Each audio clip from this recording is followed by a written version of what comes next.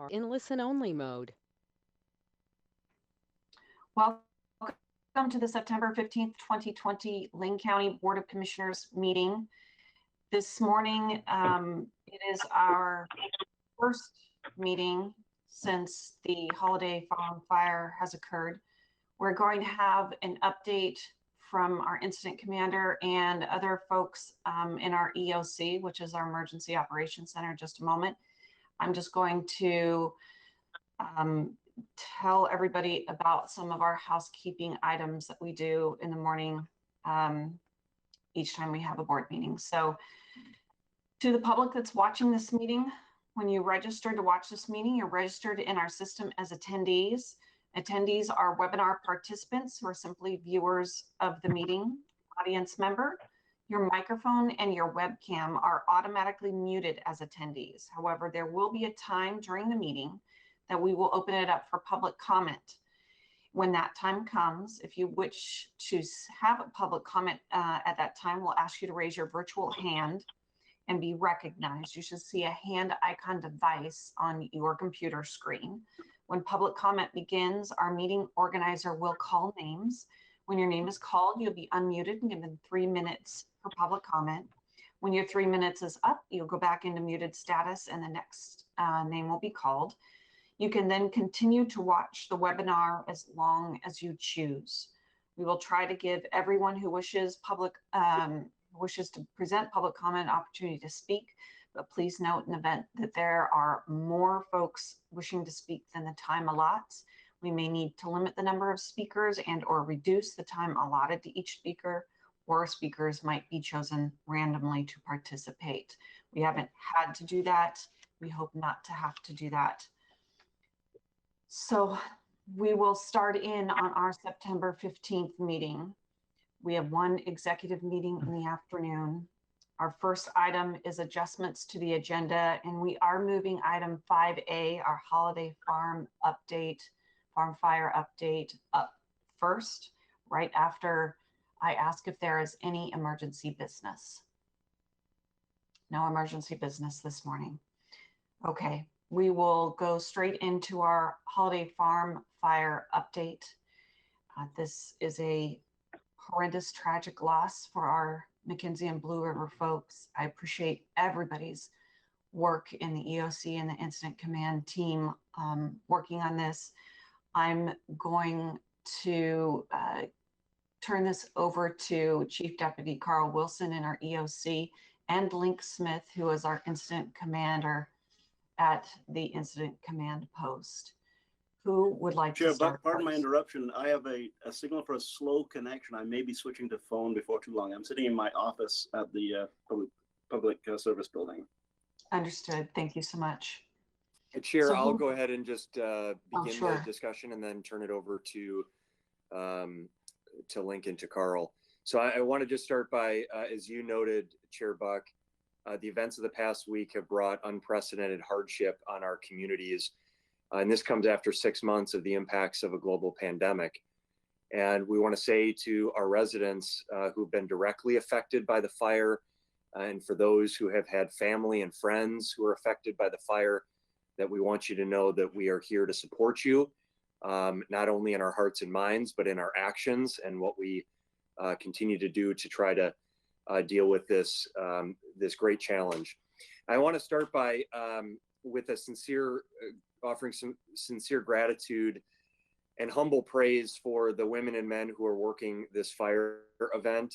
Last Friday marked the 19th anniversary of September 11, 2001. And those events on that day and the days that followed provide possibly the clearest example in our country of how crises reveal character. We see now with this emergency, first responders and other selfless individuals who sacrifice themselves for the good of others. And so we owe our thanks to the fire crews, to search and rescue, to law enforcement, public works, Red Cross, and countless people who are working behind the scenes to support the response and the long-term recovery that will follow this event. Literally, these are our heroes. These are people who run into harm's way to help others. And so we offer our thanks and gratitude for all of those people that are working this event. I want to just very briefly help provide a little bit of clarity around the structure of the response to this fire event. And then I'm going to turn it over for a greater detailed presentation by our incident commanders.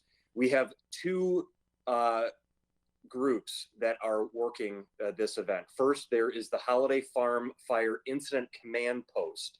Link Smith from the Oregon Department of Forestry, who's with us this morning, is the incident commander, along with a representative from the Oregon State Fire Marshal's office. The incident command post is the primary mission of that group is to control and limit the spread of the fire in the fire zone, to secure the space, protect life, safety, and property threatened by the fire. This team is currently overseeing all firefighting, law enforcement, evacuation orders, security of the area, search and rescue for the event. So really everything happening within the perimeter of the fire event is the responsibility of the incident command post. The Holiday Farm, the Lane County Fire EOC, Emergency Operations Center, primary mission is to provide support and resources for people who have been evacuated or displaced by the fire, and providing support and resources for the incident command post. So there's great coordination that's happening between these two teams, but they have very distinct and separate missions that they're focused on. The primary effort of the Lane County Fire Emergency Operations Center is sheltering for people and animals, volunteer and donation management, mental health supports, recovery planning, and operations. And Chief Deputy Carl Wilkerson from the Lane County Sheriff's Office is our incident commander on that effort. So I just want to start by creating that clarity that there's a lot of agencies, local, state, federal agencies that are working this event, but there are clear missions, clear lines of control, clear decision-making, and clear coordination that's happening between these different teams to ensure that we can deliver the results that we need to for the community. So with that, and I mentioned, I think that you hear Link and Carl mention this as well, this is going to be a long-term response and recovery event. And so we need to recognize, well, it's been a really long week for the folks who've been impacted and working this fire. We have a long road ahead. With that, I want to turn it over first to Link Smith, who's the incident commander for the Holiday Farm Fire Incident Command Post. And then after Link, we'll hear from Carl Wilkerson, Chief Deputy and Incident Commander for the Lane County Emergency Operations Center. Link? Hey, good morning. Thanks for having me. I'm just going to give you a pretty casual update on the fire right now, where we are, and see if I can provide you some useful information here. Currently, the fire's sitting at 166,573 acres, and we're showing 6% containment and have 767 people assigned now.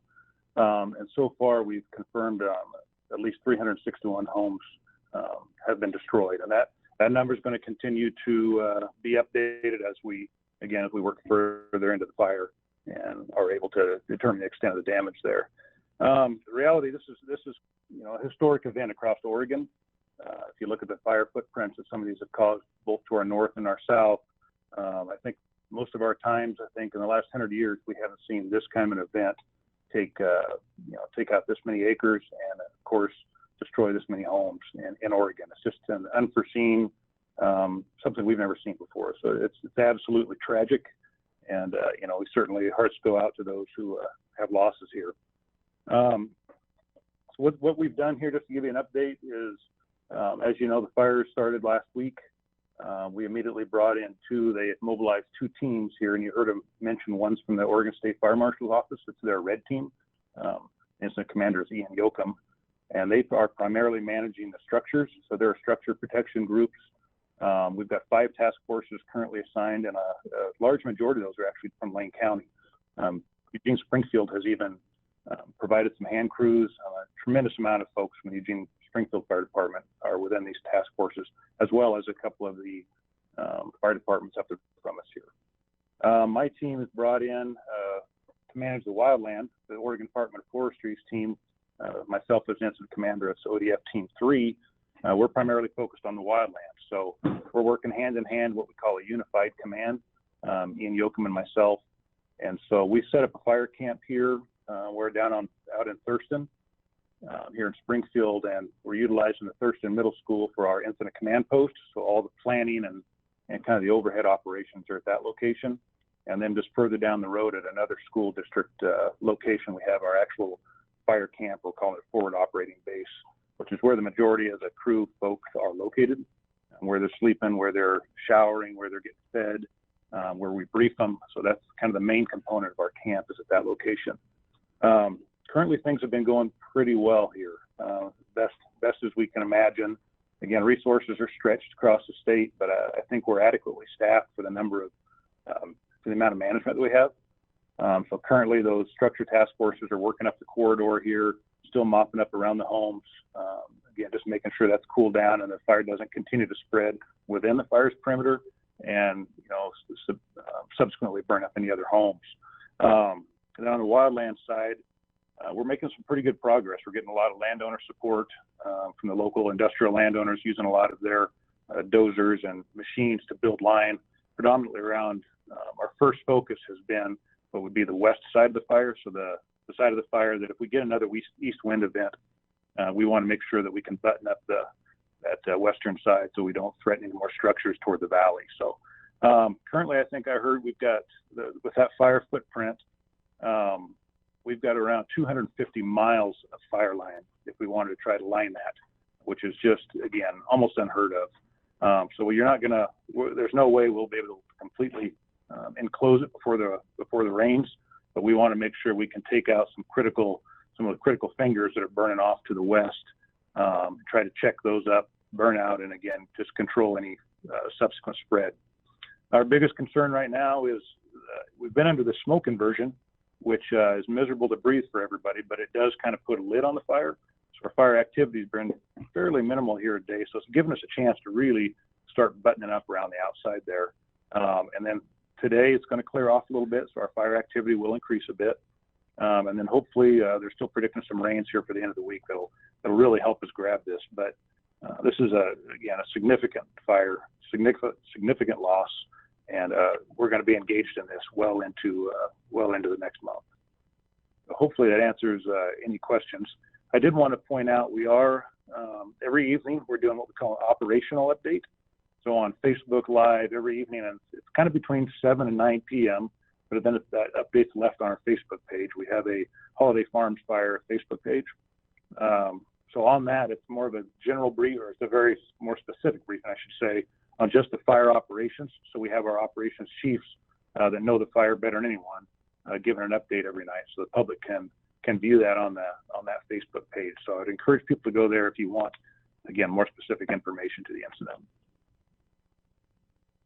And if there's any questions, please. Commissioner Farr and then Commissioner Burney. Also, just a note to commissioners, we know that both our EOC and our incident command representatives here do need to go back to their actual duties. So let's try to, be expedient with their time if possible. Thank you for that caution, Chair Buck. I'll restrict mine to a single question link, and it's based on a statement you said. Currently, things have been going pretty well, and we are adequately staffed based on the management structure. Now, that's a big question that people have in the community is, do we have enough people on the fire? Why aren't the National Guard there? Why don't we have more people on the fire? You say that we're adequately staffed based on the management structure. Can you elaborate on that just a little bit, and perhaps say if we had more resources at the management level, could we handle more staff on the fire front? Thank you, Chair Buck. You bet. You bet I can answer that for you. First, I'd like to say, the night this took off on several of these fires across the state, it wouldn't have mattered how many people you had on these fires with those kind of conditions, the dry fuels, extended drought, and then to have humidities down as low as 4% in some areas, and gusty winds, that were hitting 50 and 60 miles an hour. I'm amazed at how many downed trees there are within the fire and outside the fire that had nothing, that would never burn. They were just blown over by the strong wind. So the bottom line, that kind of that kind of an event we've never seen before here in Oregon. At that time, you just got to get people out of the way, which I think was, a spectacular job done by all to assist with that. Those first couple of days, that kind of activity, we truly couldn't engage. So we built our camp up, tried to get resources in, and unfortunately, we're not the first fire. It's interesting, they prioritize our fires here in the state, and we're not even the highest priority at the moment. Again, I think all priorities are number one, but when you have 4 or 5 number one priority fires, it's just an amazing time. So currently, we have been slowly ramping up our numbers. Like I said, we have 767 people assigned at this time, which is probably the most on any of the fires right now. Again, resources are stretched all across the West. Washington had fires, Oregon had fires, California's had fires. And so at this time, the National Guard is engaged. We've got them at this fire here, we're utilizing them right now to help control access points, to try to keep the public out, because it's truly an unsafe condition up there within the fire's perimeter. Again, we're using a bunch of landowner resources to build line. We've got, I'm not sure how many hand crews, a lot of hand crews, but we're taking advantage of the opportunity right now. The weather has given us a chance to jump in there and take hold, and we are continuing to increase our numbers. So again, as resources are freed up, or some of these other fires are taken off the landscape, those resources will be reassigned. And I'll be honest with you, I don't think there's many of us fire folks or in the firefighting community that won't be working nearly every day, at least for the next month until the rains come, as we just move from fire to fire. So we do have some orders in. We're receiving some help from Canada. Those Canadian resources, we're kind of dividing up between the fires here shortly today. We've got folks here from Florida, North Carolina, strike team engines from New Mexico. So we're pulling from all of our partners and neighbors as much as we can. When I talked about the management, there's only so many ways into a fire on the road systems. And again, it's got to be a really coordinated effort. And that coordination is increasing every day as we're building out those traffic plans and putting that work actually on the ground. So I think there's a time where you can have too many people show up at one time, and you can't coordinate that effort. I think we've done I'm pretty proud of the job how we've worked with law enforcement and our other agencies, our structure partners, to put a good plan together, keep everybody safe, and do some really positive work here. Chair Buck, Link, perfect answers to my questions. I will use your words to answer questions as people ask me them. Thank you, Chair Buck. Commissioner Burney. Link, as someone in a level 1 evacuation zone not far from Thurston Middle, I've seen, and thank you, and want the public to know that we are in as good a hands as we possibly could be as it relates to the interagency coordination and work that you're doing. My question is very simple. My understanding is that when you got a 2-mile visibility, that could change the nature of, and perhaps put you on the offensive, bringing in aircraft and what have you. Do you anticipate? I've noticed that we're at 1.5 miles visibility now. There have been times over the evening there have been 2 miles. What are your views on how and when you can deploy aircraft? No, it's a great question. This is the first fire I've been on at this significance where we haven't flown any aircraft yet. Again, visibility has been so poor, you can't safely do that. That said, we've got our helibase set up. Our full operations section is engaged and ready, and I believe we have 5 helicopters already assigned. And today, I think, will actually afford us the first opportunity. There's kind of a western push right now that's supposed to start moving some of the smoke out. And you noticed it yesterday. You probably noticed the air was a little bit thinner. The sun shone a little bit on us for a short time. And then that easterly component, that downslope easterly, pushed the smoke back over the top of us. So the meteorologist is predicting that today we're going to get some clean air, and we are poised to start putting some serious aircraft to work here. So you will be hearing a lot of helicopters here in the very near future, but we've just been at the mercy of this smoke inversion that we have over the valley here. That's huge. Thank you, sir. Any other questions specifically for Link?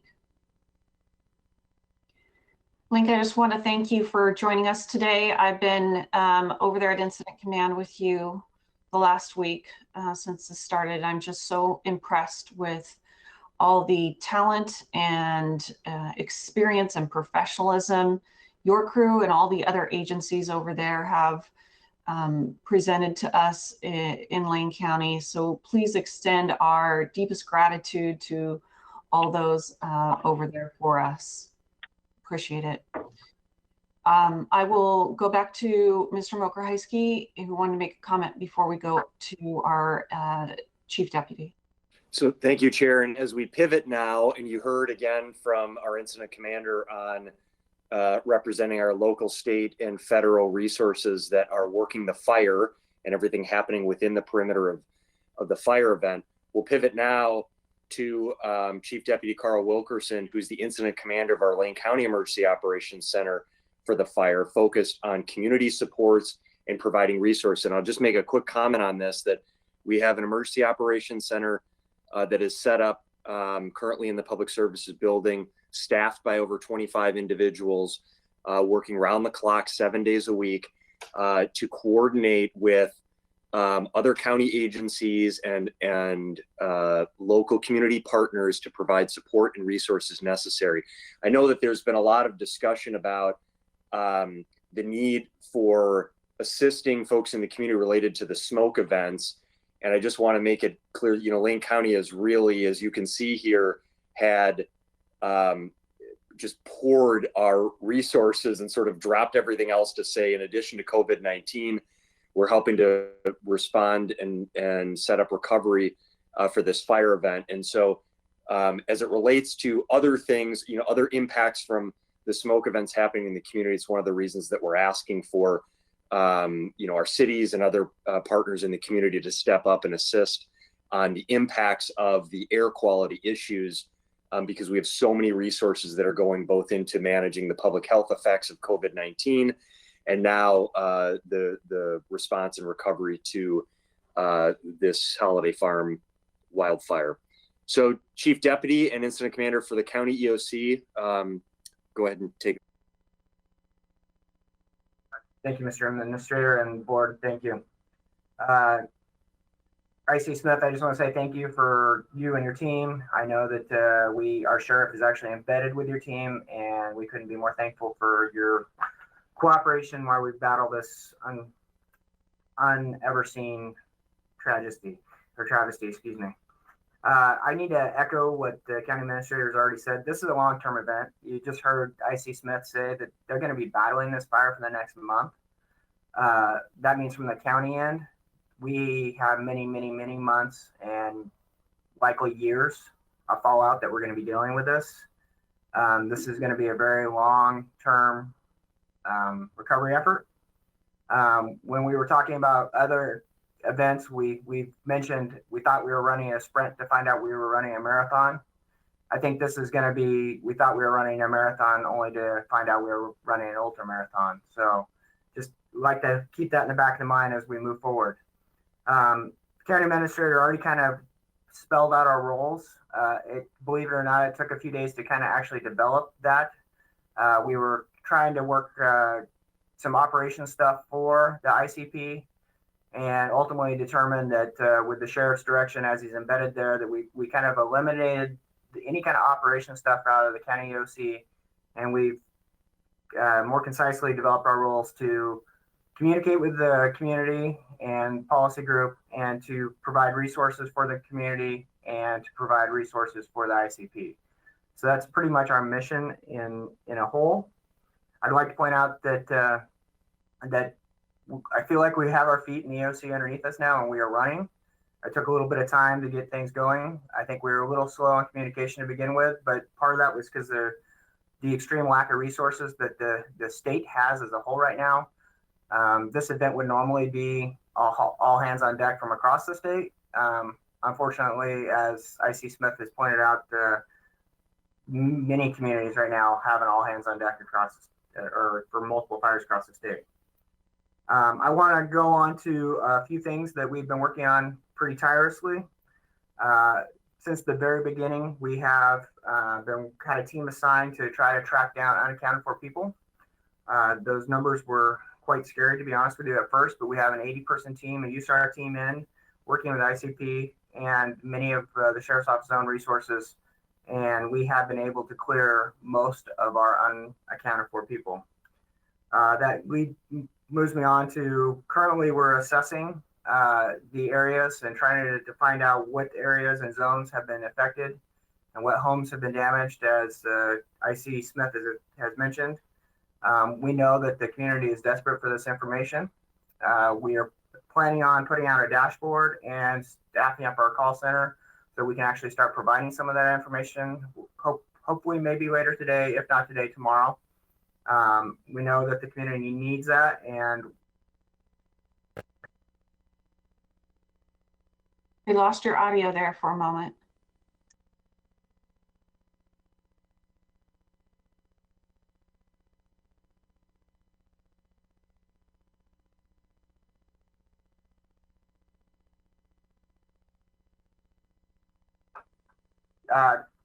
Chair Buck, can you hear me now? Yes, thank you. I'm sorry, I think I left my notepad on my keyboard. Forgive me, I'm not sure where you guys lost me, but we're working on that plan today. The last thing we want to do, though, is to provide bad information. We had some technical difficulties from our teams out in the field when they were collecting their data, and when we were indating it into our GIS system. I think we're cleaning up that issue, and hopefully we'll have more information to the community, if not today, tomorrow. We have a lot of out-facing services that we're planning for and providing right now, one being our call center. We're taking over 400 calls a day, answering questions for the community. We have a strong connection with the local Red Cross, who has over 850 people in rooms for people who have been displaced by the fire, with a waiting list of about 90 right now. We have provided, in some of those situations where we have people, specifically a bunch of people at the graduate next door, we've set up stress support, mental health support for those people who have been displaced. We have been providing basic food and other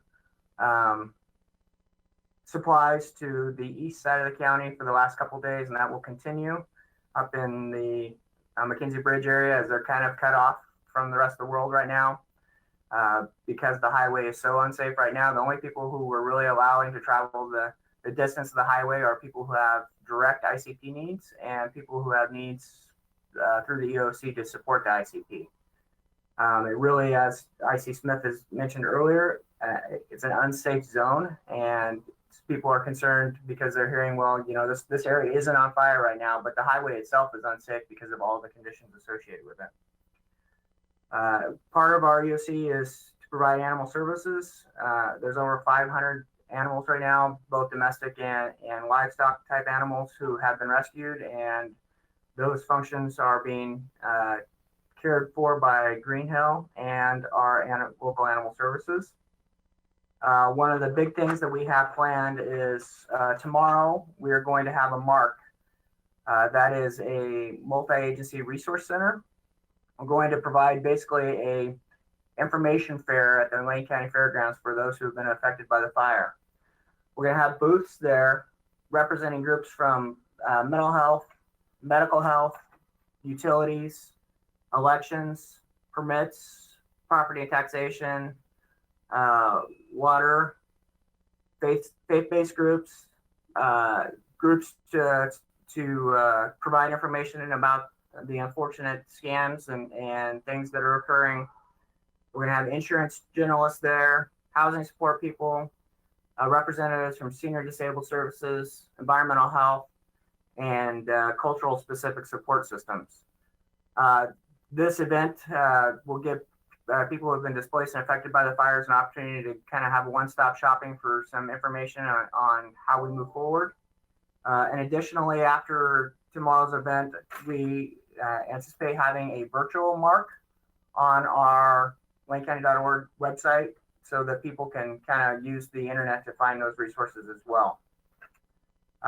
Some of the other major issues that we've experienced and have begun correcting is this fire has actually destroyed some radio communication towers, creating some unsafe conditions for both the deputies and the fire personnel working up there. We've already put up temporary radio towers and provided communication system for those people and those first responders out in the east side of Lane County up there in the McKenzie Bridge area. Ongoing needs that need to occur before we can talk probably about any more lifts of the evacuation areas is we need to continue our structural assessments and get that information out to those people who have been impacted. Our roads assessments need to be completed, and our utility assessments need to be completed, and those are all ongoing right now. I would like to kind of just finish off by saying that, as you know, the sheriff is embedded out there. I have been working in the EOC, and then almost all of my staff has been working around the clock, to include countless other county employees who have been working on this. And I could not be more proud of our first responders in the fire field, my law enforcement officers, our law enforcement partners, and all of the other groups who have stepped forward to partner with us. We have several different groups right now who are kind of organically grown to provide information and support to those who've been displaced by the fires. We're actively working to try to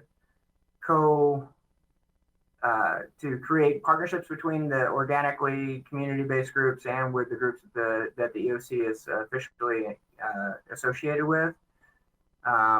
Today is probably the first day that we've had a fully staffed JIC, our Joint Information Group.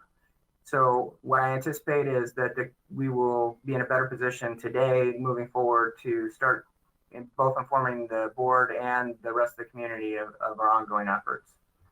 I think that was kind of a high level brief to you guys, but I am ready to answer any questions you may have. Any questions for our EOC team? Chair, this is Pete. When you get a chance, please call on me. Go ahead. Okay. I'm just curious, who is dealing with the problem of the air impacts of the fire on the people that live in Springfield and Eugene, and for that matter, anywhere in the county, but specifically the lower elevation areas where the smoke levels and pollution from the fire and from all the things the fire burned up. Is that something, it sounds like that's not something that the Department of Forestry is involved in. Is that something that the Lane County emergency work is dealing with, or is that outside of their jurisdiction and it's somebody else that's dealing with that? Mr. Mokrzycki, you want to answer that one? Sure. Thank you, Chair. And certainly IC Wilkerson can add to my comments, but Commissioner Sorensen, yes, that is not the air quality issues are not part of the mission of the Lane County Emergency Operations Center or the Incident Command Post. That's not to say that it's not a concern or something that we have sought to try to alleviate, particularly for vulnerable populations. It is to say that we have thousands of residents who are displaced from the fire. We have an active fire event that is only 6% contained. We have significant resources for those who've been evacuated, resource needs for those who've been evacuated, whose structures have been either damaged or destroyed. And so our missions are really focused, as you've heard both from Incident Commander Smith and Incident Commander Wilkerson, on both fighting the fire and dealing with the events happening in the perimeter of the fire, and then providing community supports for those affected by the fire. What Lane County has done in response to those efforts through and I think, as I've already said, we actually have 2 emergency operations centers currently stood up in Lane County. One is our public health response to COVID-19 in the community. Our incident commander is Karen Gaffney. You're going to hear a report from her after this, later this morning, on COVID-19. That event in that Emergency Operations Center led by Lane County has been going on for over 6 months. And now in the last week, we've stood up our second Emergency Operations Center.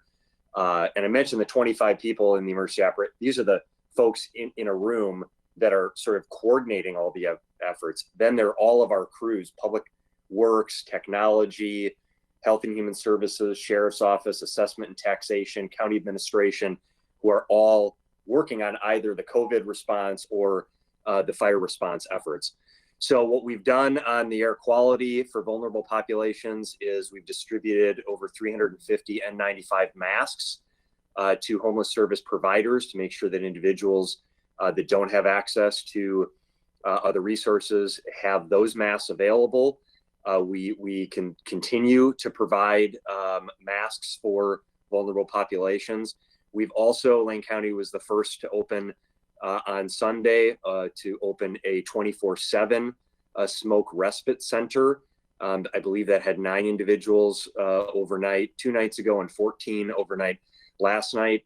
And we will provide public health inspections for any other sites that are open by cities, by faith-based organizations or nonprofits. And we really have called on our partners. We have 12 cities in Lane County, a lot of folks that want to help and that want to help provide resources in this effort. And we need that help because the reality is right now, Lane County cannot solve every emergency happening in the community because we've got the 2 biggest in the community that we're helping to lead along with other partners.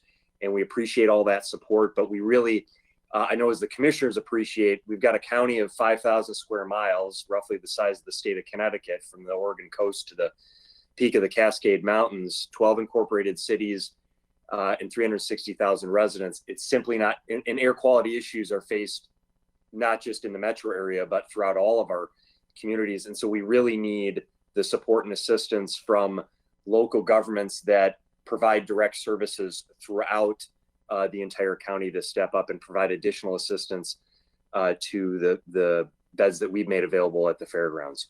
I know that's a long answer. I apologize. I'm trying not to be that lengthy, but I know this is an issue that continues to, there continues to be a lot of. The reason I ask is it's clear to me, at least, that the fire is being fought primarily by the normal agencies that fight fires, Oregon Department of Forestry being among them, Willamette National Forest, Bureau of Land Management, a lot of people.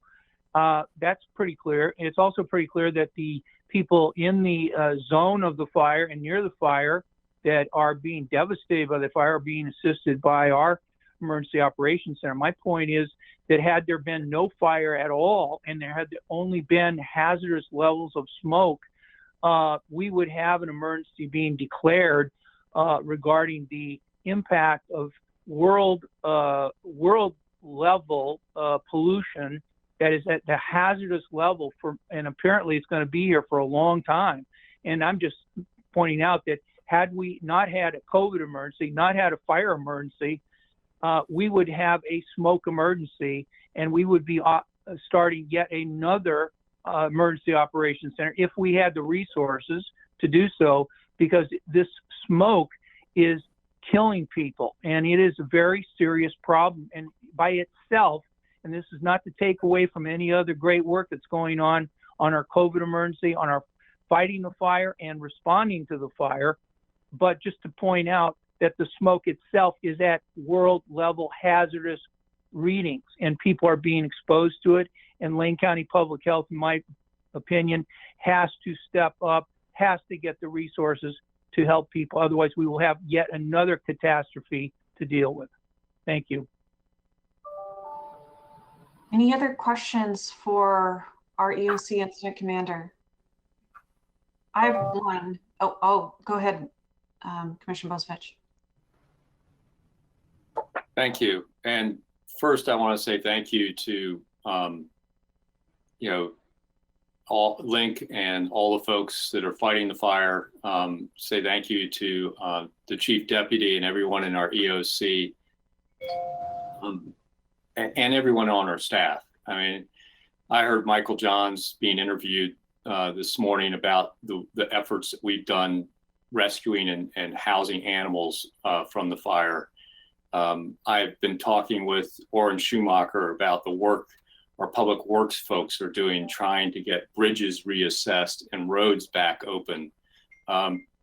It's an incredible effort that our staff is making right now under COVID-19 conditions, just to deal with this fire and all the side impacts. I'm a little disappointed that some of our partners that might have capacity haven't stepped forward and helped us deal with smoke respite centers. And I'll leave it at that. I do have a quick question.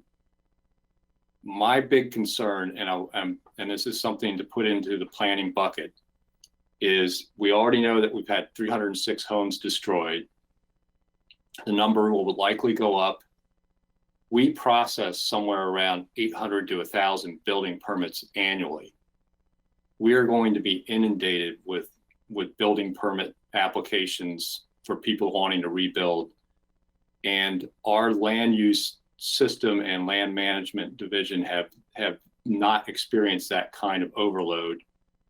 We need to be planning to contract out, bring in outside help to move that forward. We're going to have to do non-conforming use verifications, legal lot verifications on a lot of these homes. And I'd like us to look at what do we need to do as a board, similar to what we did for the Oregon Country Fair and other venues that couldn't hold their events on an annual basis and might lose their non-conforming uses, to extend those non-conforming use deadlines out there. You know, one of the things that the state law has is if you rebuild within a year, you can hang on to all of that if your house burns down because of fire. But if we can't get somebody a legal lot verification within 12 months, they may lose their ability to rebuild. And we just should fight tooth and nail to let anyone that had a house existing out there that got destroyed by this fire have the ability to rebuild. And I am really concerned about how, you know, state law and whether our ability to get that done will happen. So now's the time to look at that, start planning that part of the recovery. How are we going to deal with that? You know, can we go to other cities like, you know, Cottage Grove, or, you know, where they have building officials available and farm out some of our workload? Mr. Murkowski. Thank you, Chair. And Commissioner Bozovich, I'll answer the second question after. I just want to make a comment to your point about the need for assistance related to air quality from other organizations and Commissioner Sorensen's. I missed a point here, and that is one of the things we've heard from folks is, you know, Lane County is the only organization that's opened up a facility for air quality respite 24/7, but the concern has been, why only 15 people? And the answer to that is because of COVID-19. We're seeing, you know, we're limited in our congregate shelter solutions that we can deploy given COVID-19. It's a challenge we're facing as it relates to sheltering of individuals evacuated from the fire, that we have to identify non-congregate, and that Red Cross is dealing with in working with hotels and motels. And I will say the lodging industry has been really great to work with on that front. So we're limited in the number of people that we can shelter in one location. And we want to be clear that as we work to try to alleviate public health concerns to air quality issues, we don't create another public health crisis by having a spread of the COVID-19 virus. So this really is an unprecedented confluence of emergencies and crises that are all sort of conflicting with each other and creating challenges that we just have never dealt with before. If we didn't have COVID-19, we would likely be able to look at, you know, opening up an Egan warming center up, and those would be activated, and we would see larger groups of people that could be sheltered. We can't do that because there's a concern that we'll spread a deadly virus to a vulnerable population. So I just want to make that comment again about COVID-19 impacting solutions for air quality concerns. On the permit, absolutely, Commissioner Bozovich, and that is something that Incident Commander Wilkerson can probably elaborate on this, but that is something that is being worked through our Lane County Emergency Operations Center, with folks beginning to be engaged through our land management division. We will be prioritizing permits in the impacted area. This includes replacement dwelling permits, electrical, mechanical, reconnection permits, and associated land use requirements. We're developing a frequently asked questions sheet and other informational materials to explain the permitting process to the impacted residents, and currently engaging with the Home Builders Association and the Association of Oregon statewide Association of Oregon Counties statewide county planning directors group to explore options for easing state requirements that are problematic to establishing emergency housing outside of the urban growth boundaries. We are also in the process of bringing on extra help to staff up for the particular needs related to planning, zoning, and permitting in the affected areas. So Dan Hurley, our Public Works Director, Keir Miller, our Land Management Division Manager, Amber Bell, our Interim Planning Director, are all engaged in this issue, and it's certainly something that we're focused on. Commissioner Burney, I saw your hand up earlier.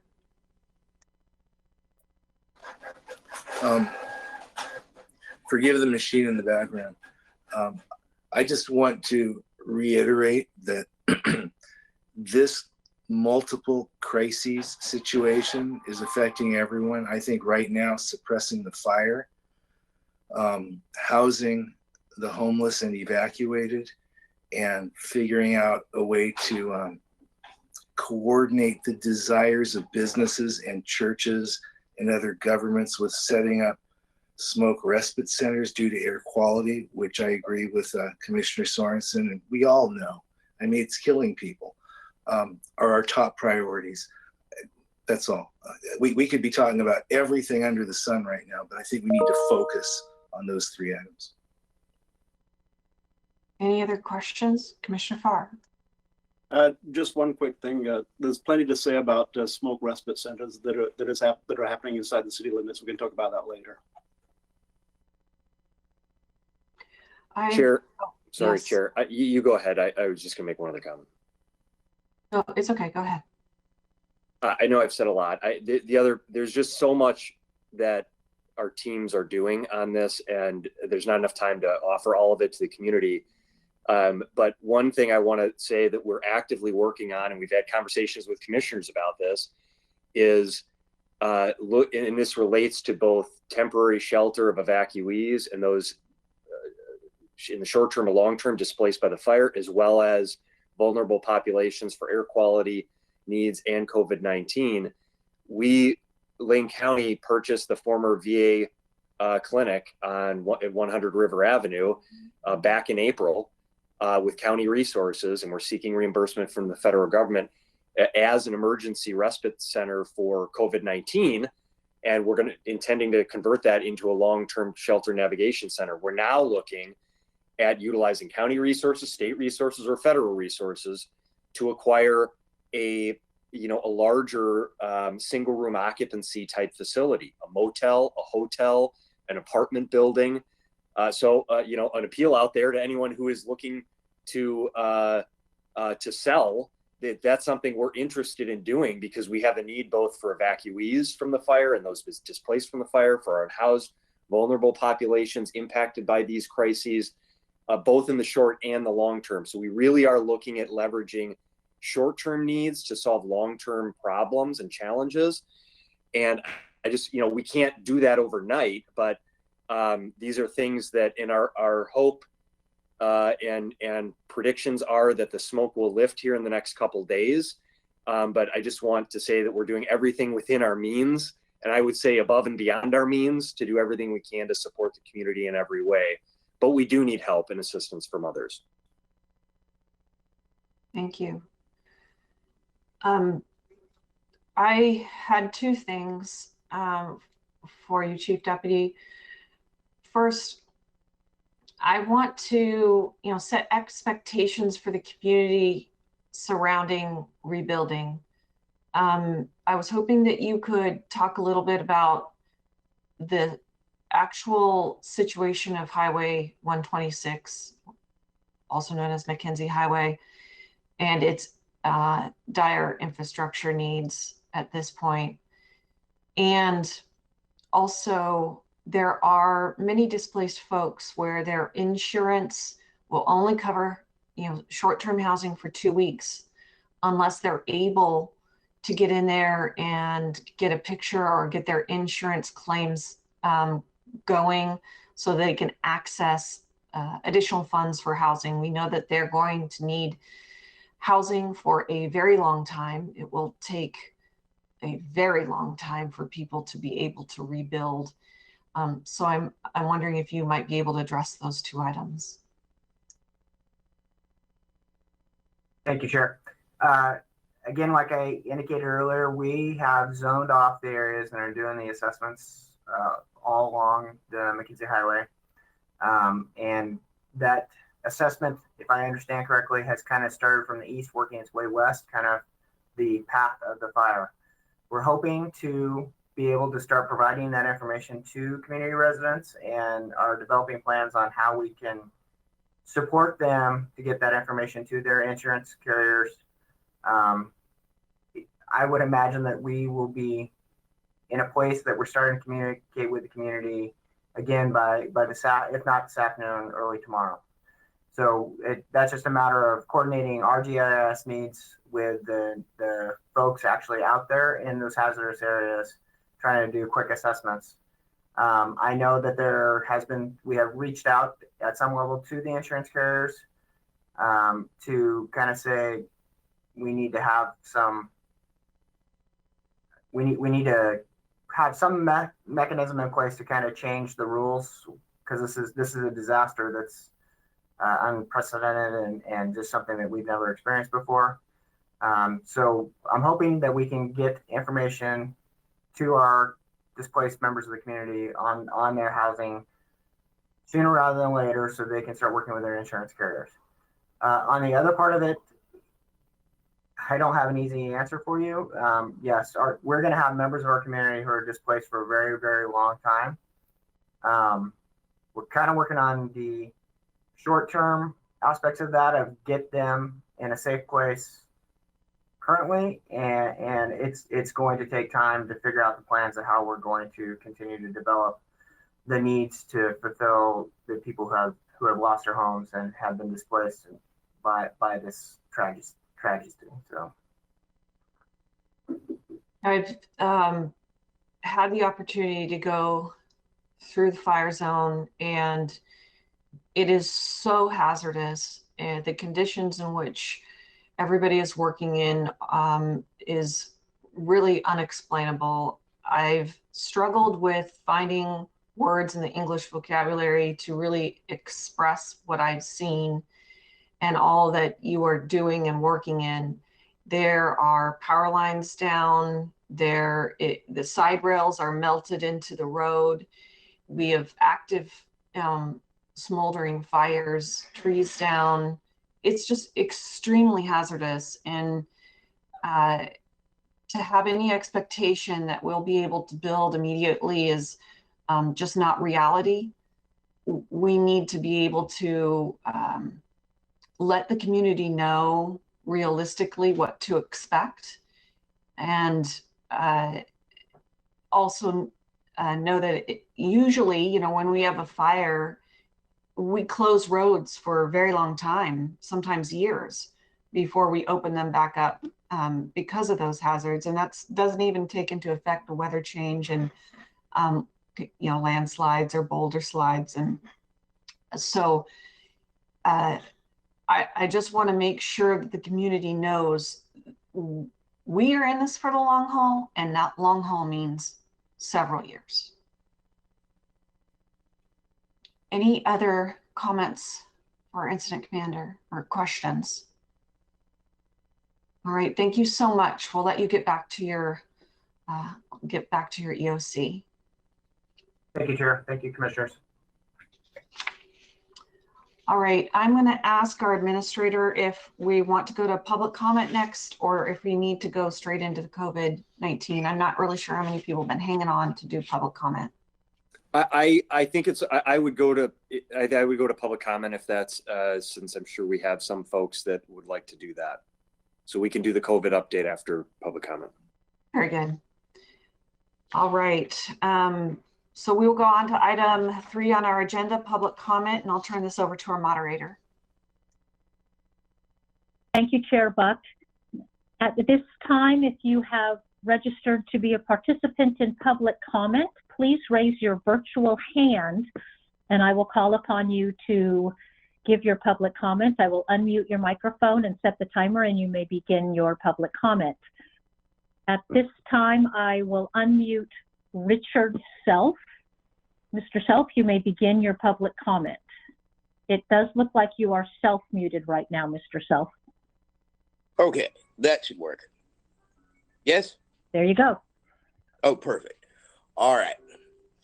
Yes, I thank you for letting me speak, and I thank the firefighters on the line who are just working so hard to keep things at bay, and the incident commands and the EOC and Mr. Mokorheisky and Mr. Bernie, Commissioner Bernie and Commissioner Farr and all of you who are doing, I saw you guys at work on Facebook. It looked like an octopus trying to do 700 things at once. I understand what's going on here.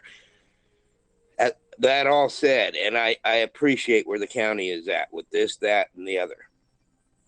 But that said, that this has never been happened before, that we're in unprecedented times, is no longer a valid excuse for not being able to plan ahead. I expect more from my elected officials.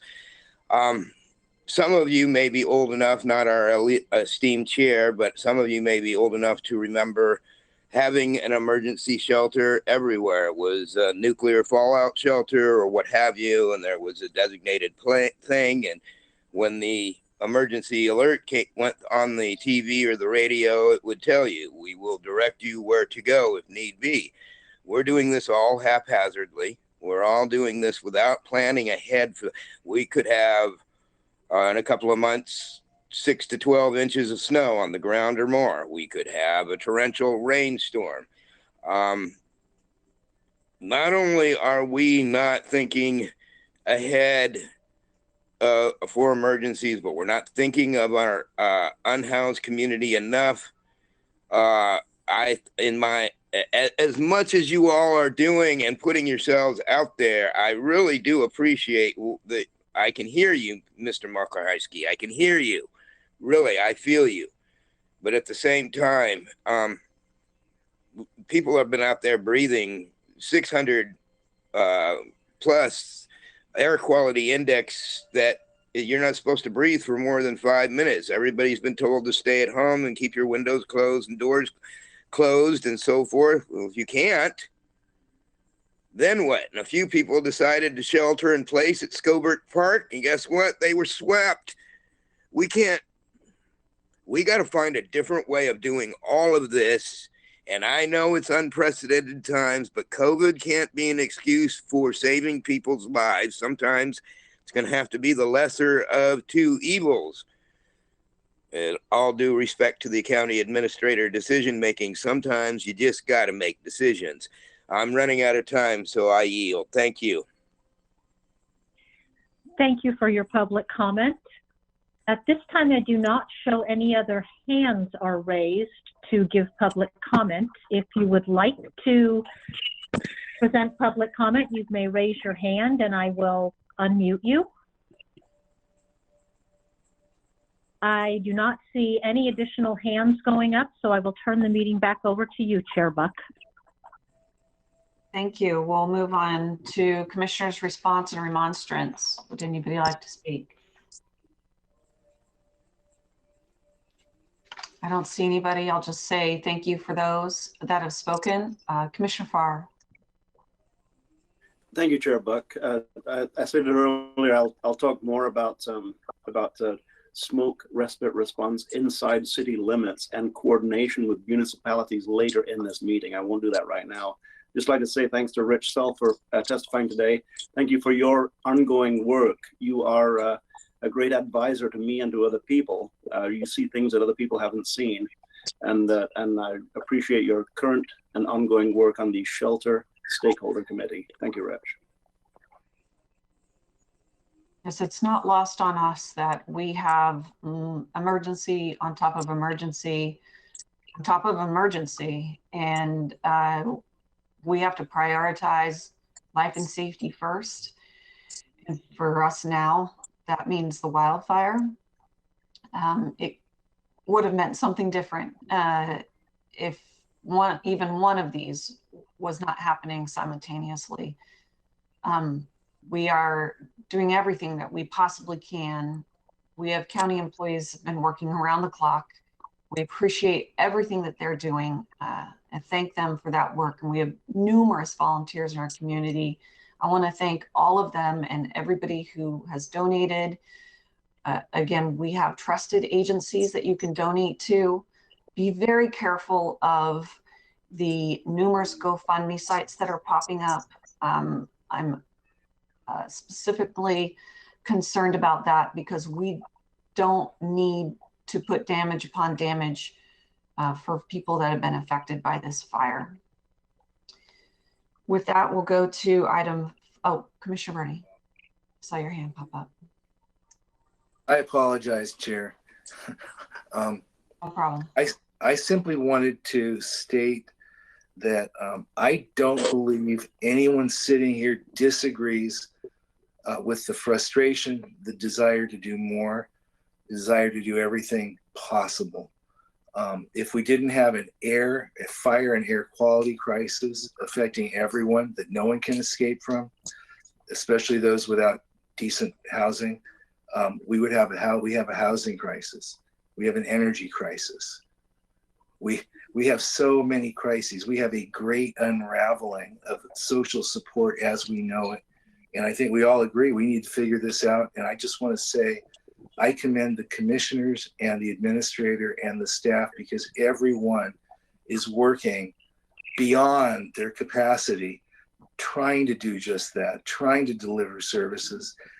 Some, including myself, have made mistakes out of good intentions, just trying to service and the community. So I simply want to state that. I think this is a time not to point fingers, but to pull together. Appreciate that very much. All right, we'll move on to item 5B, which is our COVID-19 response and recovery. Mr. Mokryski, do you want to start us off with that? Well, I've spoken a lot this morning, so I'll turn it over to Karen Gaffney, our incident commander. Not to be forgotten that we have over 6 months now been dealing with a global pandemic, and it has been all hands on deck with our public health and health and human services and other supports throughout Lane County. And it's been interesting to me to watch the bouncing, this sort of negotiation and stealing of people from one EOC to the other and back and forth because we just have limited resources. But I want to thank Ms. Gaffney for the work that she and her team and the COVID EOC have been doing for the past 6+ months, and turn it over to you for the update.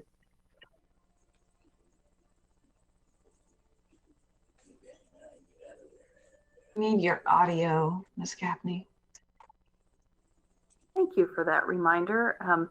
Thank you, Steve. I'm going to try and share my screen. I know that had some mixed results last time, but I would like to be able to show you a little bit of information, you and the community information that's available on our website. A couple things before I start, though. I've been with the meeting since the beginning and listening to the updates. I also have been part of those briefings from our other county EOC, and just want to acknowledge just how hard people are working in the community. And as the Director of Health and Human Services, it's painful to see how much pain there is in the community right now. And I want to acknowledge what the conversation you were just having about homelessness and smoke. We have people who are homeless now who have never been homeless before as a result of these fires. And this really does call for the whole community to come together. This isn't something that only Lane County government can resolve for the people who are here. So I appreciate the partners who have come forward and those who I expect will step up to really help the community recover from what have been stacked, not just overlapping, but stacked emergencies in our community. So that being said, I do want to take some time to focus your attention on the emergency we've been battling since March. As a reminder, the board has seen our 5-point strategy in how we will address the spread of COVID in our community. And the slides that I'm going to share with you today are all available on the county's website. So again, it just gives the community a reminder of where you can get information as we walk through this. So let's see if I can make the technology happen here. I don't know why, Diana, there we go, struggle with sharing my screen. So let me start by giving you an update on the situation in the community related to COVID. This is our epi curve. You can see we had an increase in July, and we were feeling pretty good about being able to see those cases decrease. The curve is still relatively flat, but we definitely are not continuing to see the decrease that we had hoped. That gray shaded area is the incubation period, so we would expect we'll get more cases that will show up during that gray period as people are identified positive moving forward. We have, and the numbers are slightly updated this morning from when I pulled this particular slide. We currently have a total of 878 people who have tested positive in the community. This morning, we have 4 people in the hospital with COVID. We have had 14 people pass as a result of this illness. And today we have 65 people in the community who are infectious. So I know there are some in the community who are rightly saying the fire needs to be focused, and I just need the community to also understand that our COVID emergency is very real as well in the community, and we need to focus particularly during this time in keeping people safe, or we will continue to see those cases increase, create stress on our hospitals, and ultimately lose more people in the community. So please, as we move through this, remember those hygiene messages of keeping distance, wearing a mask, and washing hands frequently to contain the spread of disease. I also want to take a moment and publicly thank Deschutes County. We signed a mutual aid agreement with them on Friday afternoon, and beginning Saturday morning, they have been providing assistance in our disease investigation section so that we're able to timely be able to do the investigations on everyone who becomes positive in our community. And that has been a huge help for us this week. And my thanks to Deschutes County for that. A couple things before I talk specifically about testing. Again, you remember that we have the U of O students who will be coming online. I want to appreciate the University of Oregon this last week has opened their own COVID testing lab on campus. So this is separate from the work they've been doing for months in support of McKinsey-Willamette. So U of O has their own lab that will be running testing for students, so that does not place an additional burden on our testing capacity in the community, and is in addition to the lab at McKinsey-Willamette and all of the other labs. So deep appreciation for the University of Oregon. And you can see from the chart that we stay well above our target of 500 tests a day, and many of these days we have exceeded not only 1,000, but exceeded 1,200 and even 1,400 tests a day. We expect that that will continue to increase, particularly as the University of Oregon has come online and will be testing their students as they come back. So our testing capacity in the community remains strong, which is good for us as we move forward. A couple other key indicators that we're tracking with the state and that are released each week on the Oregon Health Authority website. Our most recent data showed that we had a 76% increase in new cases in the last 7 days. So that is a a negative mark compared to where we had been in the past. However, we have been able to trace all but 22% of those new cases to an existing case. So that means we're maintaining a lower amount of sporadic transmission in the community, which is important for us. And last week we were able to reach 95% of our people newly diagnosed within 24 hours to begin that contact tracing. And so we know that's a critical piece for containing the spread of disease. We do currently have 154 people who are under monitoring in the community. So those are people who are close contacts of cases, and they are receiving daily phone calls from our contact tracers or from our partners at the University of Oregon who are assisting with contact tracing, just to give you a sense of the numbers impacted in the community. We also provide active case management support. So far, we have opened case management for 206 households in the community. So that's most frequently for families who are either in quarantine or isolation and can't leave their homes. So they need help getting groceries or arranging other supports. We currently have 20 households with active case management support.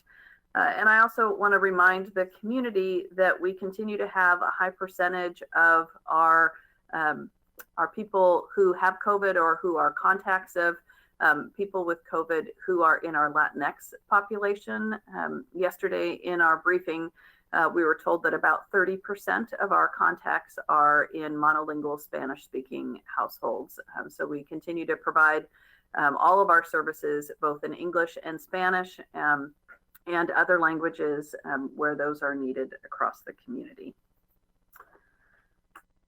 Let's talk a little bit. PPE is one of PPE and hospital access is an area that's been important to our plan. So please know that we continue to coordinate with the hospitals to ensure that they have adequate access for COVID. And then as we head into the fall, flu-like illness, hospitals are in good shape at this point, and we've been particularly concerned because of the fires and smoke, really looking at respiratory infections. And so we continue to track with all the hospitals in the community, and they report that resources are adequate to date, and we will continue to monitor that situation and call on assistance if we need that.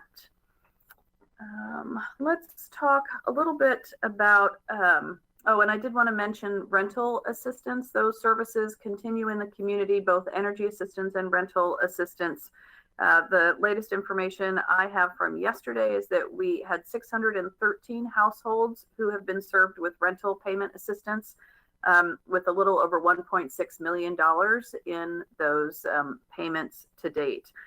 So we continue to do that work, and I encourage people in the community who need rental assistance or energy assistance related to COVID to please reach out to us through the information on our website or call our call center to get connected with those services.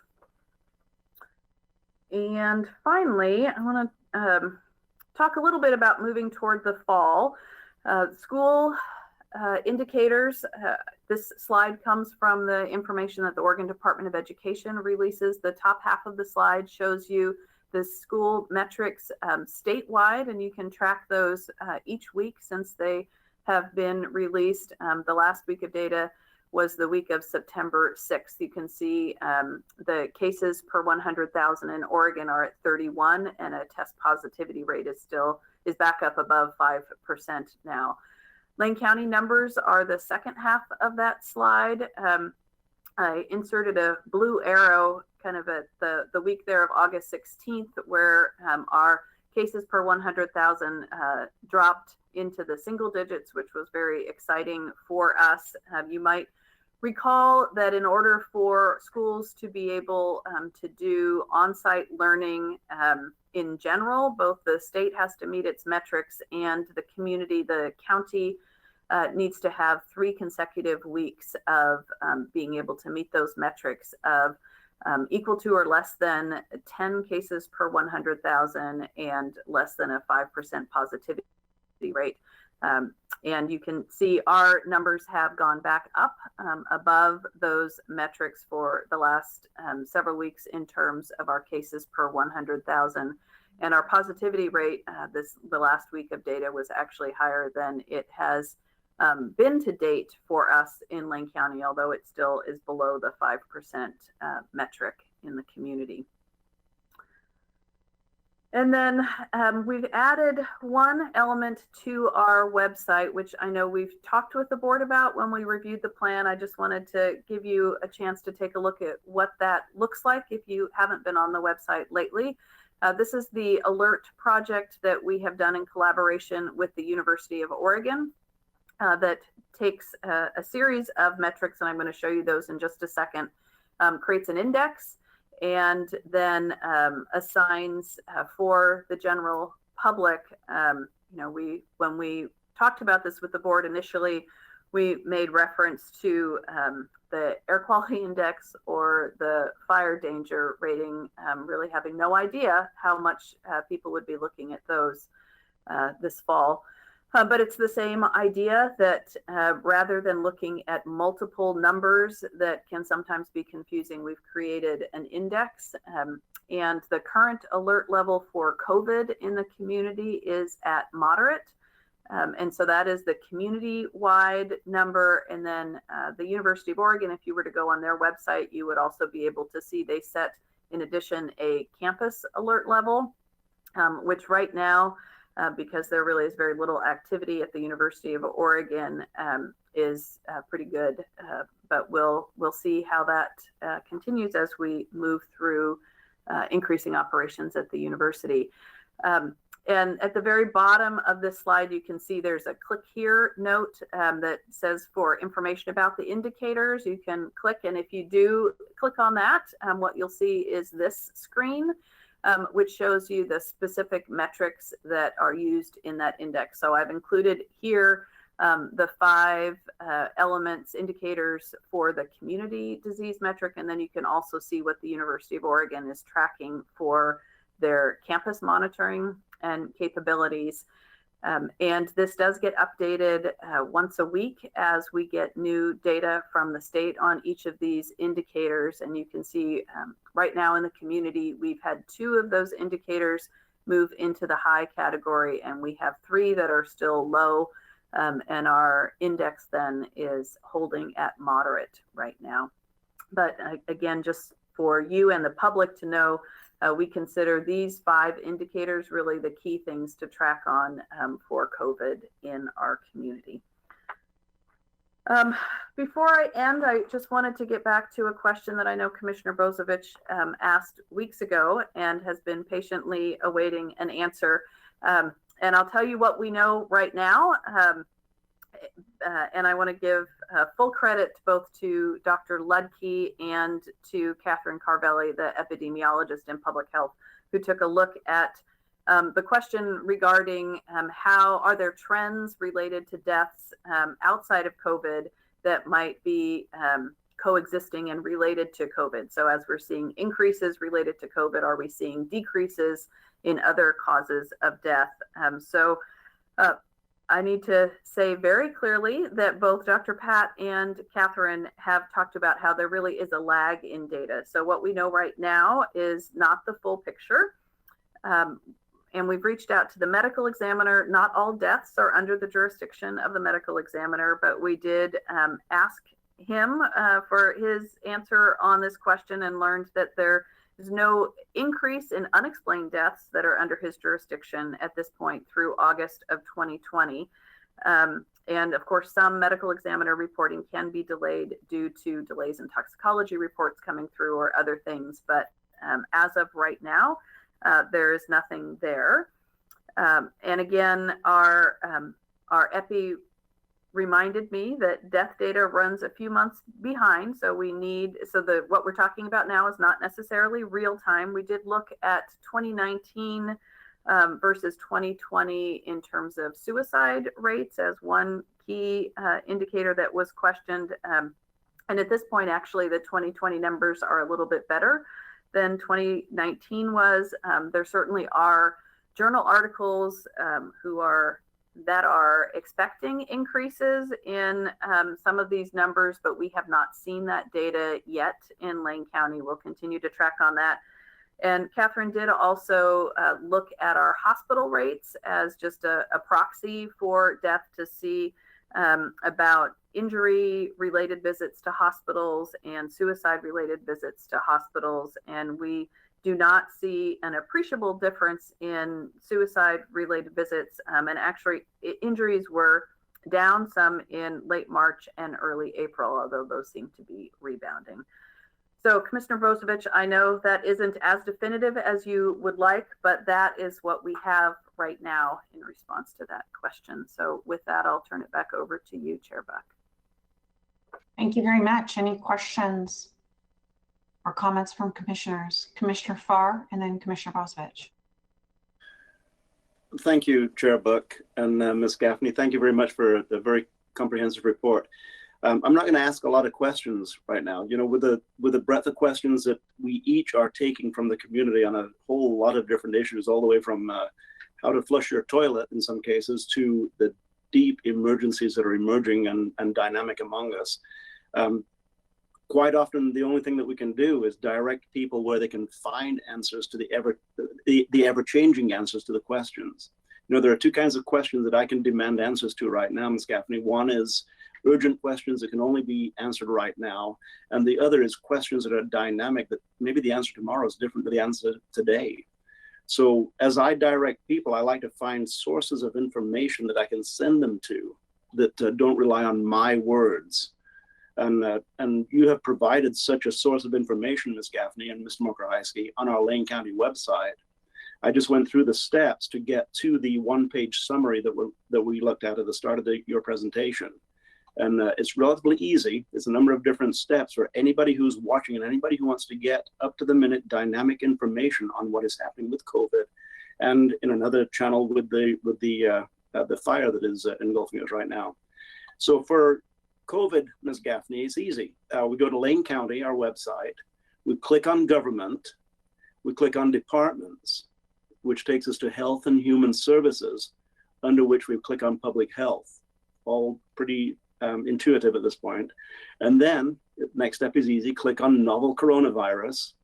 Next step is easy. Click on Response.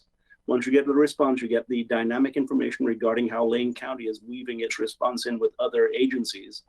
And under Response, if you want this one-page summary, you click on One-Page Plan Summary. It's pretty easy, pretty intuitive, and anybody can do it. When people need detailed information that I don't have either the time, because there are only so many hours in the day, or even the resources or information to give them out of my head, I can send them to this site. You've done a superb job of guiding people to detailed, dynamic, changing information and answers to questions that people have. I want to thank you for that. That's all I'm going to say at this point, Ms. Gaffney, but thank you. I can see very much of quite a bit of what you're doing on my screen in front of me. Thank you. And Chair Buck, Commissioner Farr, I very much appreciate that. And I want to give the public kind of a cheater way to get there even faster, which is what I do. If I go to the Lane County website, there's a search element at the top, and I just type in COVID and it'll take me right there. So that's an even easier way for people to access that.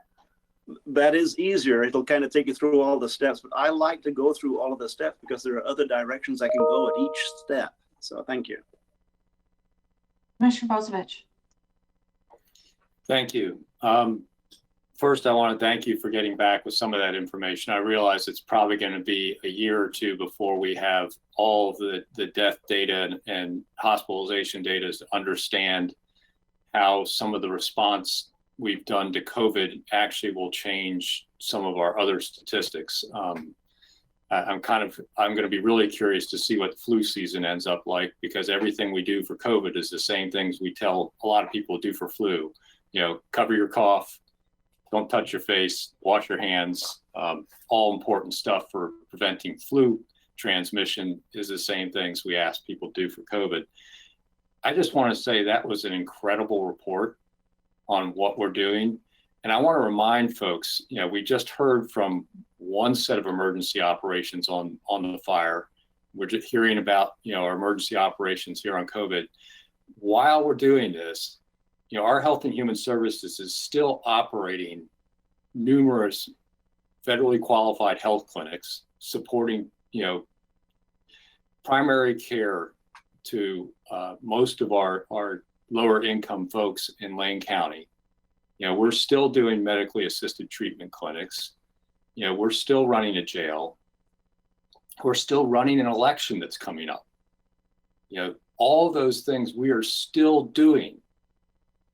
Folks will still get their tax bill this year. But on top of that, just look at the incredible work, that we're trying to get done. And just, I would just ask people, please have some patience. If we're not doing everything you think we should be doing, because, we already do so much in a budget situation, with our loss of our traditional timber revenue and our Measure 5 caps on property tax that limits our ability resource-wise, we're still doing all this incredible work. And I just want to say thank you to our staff and our professionals for the incredible job you're doing. I have a quick question that involves a press release that came out yesterday from Senators Wyden and Merkley. They announced that there's $22.4 million coming to Oregon for housing support. Is that money that we've already taken into account? Is that an announcement about past funding, or is that some new funding that's, because I haven't heard of any new congressional agreements to provide additional COVID relief. And I'm kind of surprised because it includes another $4.5 million for the city of Portland, who already has gotten a lion's share of COVID relief funds. So could you answer that question about that funding, that 22.4? Because you did talk about rental assistance. Yeah, Chair Buck and Commissioner Bozovich, I did not see that particular press release, but based on your description, I suspect, particularly if City of Portland is carved out, that it likely is money coming through to us through HUD and Oregon Housing and Community Services. So my guess is it's money that we've been expecting. And while we haven't seen it yet, we've been planning for it, but I will track down that press release and just make sure that it isn't in addition to what we're already anticipating. Thank you. Any other questions or comments? I'll just say that in this last week with the holiday fire, I, like many people, totally forgot about COVID. It was all about getting people out of the way of fire. Yet it's so important that we remind people that that's still an active pandemic. And I know that the firefighters, the incident command teams have all been very diligent about following guidelines regarding the pandemic and doing everything they normally would do, just a little bit differently in order to remain safe. And that's really important given all the work and chaos that occurs in the very initial stages of a wildfire. And sometimes the COVID-19 is the last thing on people's minds right now. But we do need to remind them how serious that is as well. Thank you for your report. If there aren't any other questions or comments, we will move to the consent calendar. So is there a motion to approve? So moved. Second. Okay, moved by Commissioner Burney, second by Commissioner Bozovich. Any discussion? Okay, I don't see any, so I'll go to the vote. All those in favor, please say aye. Aye. Aye. All those opposed, say nay. Motion passes unanimously. Very good. So we're going to move on to item 7, our Health and Human Services item, which is Order 20-09-15-04. In the matter of approving one contract amendment with St. Vincent de Paul and delegating authority to the county administrator to sign the approved amendment, I'm going to declare a conflict of interest. I'm related to the executive director of St. Vincent de Paul. And so I'm going to hand this over to Vice Chair Bernie. I will be turning my video off and come back when this item is complete. Thank you. Well, this is one of those rare moments. Is there any discussion on this item before we entertain a motion?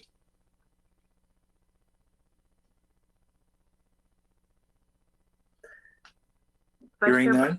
Well, I'm sorry? Would you like me to give just a brief overview before you have the motion? Oh, heck, why not, Karen? Thank you very much. I'm happy to do that, and I will be very brief because I know the board has a busy agenda this morning. This is an item that typically would be considered routine. It's an amendment to an existing contract. It's not on the consent calendar because of the conflict that Chair Buck just discussed, so that's why it's pulled out for a separate vote. This does allow us to amend our existing contract with St. Vincent de Paul to add additional funds for short-term housing for homeless families, which is clearly a critical need in our community, and we appreciate that partnership and hope to extend that contract. Thank you. Thank you very much for delicately making sure that that information was at our disposal. Given that now, is there any further discussion?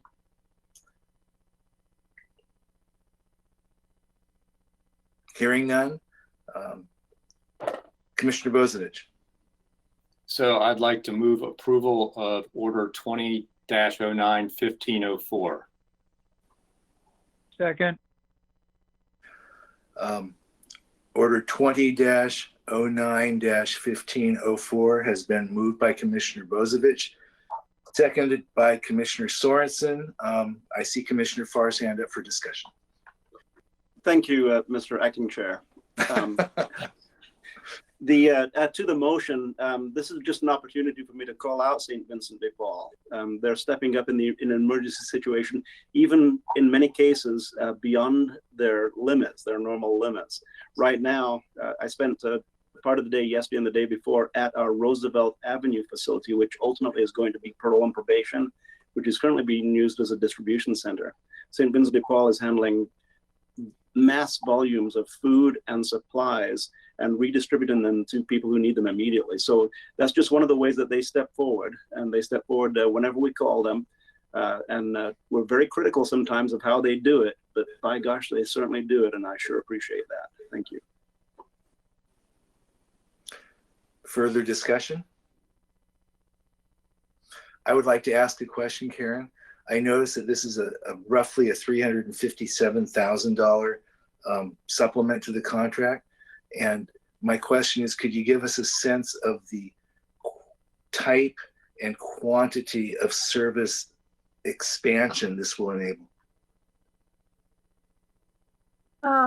Vice Chair Bernie, I will admit to you, I did not bring with me all of the details about the service impacts on this. And I feel bad that I did not bring that with me.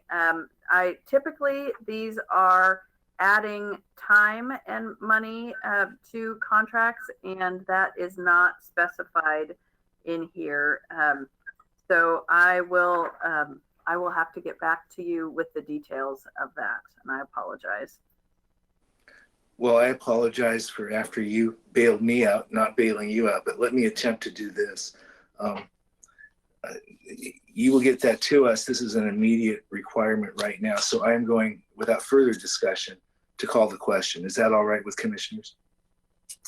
All those in favor of approving Order 20-09-15-04, please signify by saying aye. Aye. Aye. Opposed? The ayes have it. Chair Buck excused.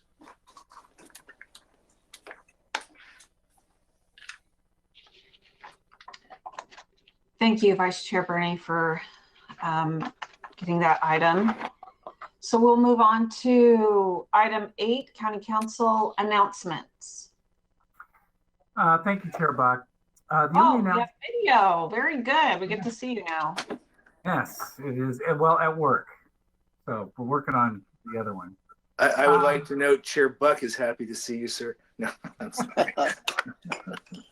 Rumors of my demise were greatly exaggerated. The only announcement I have is you'll recall, Chair Buck, last meeting you went through and tried to get up down assignments.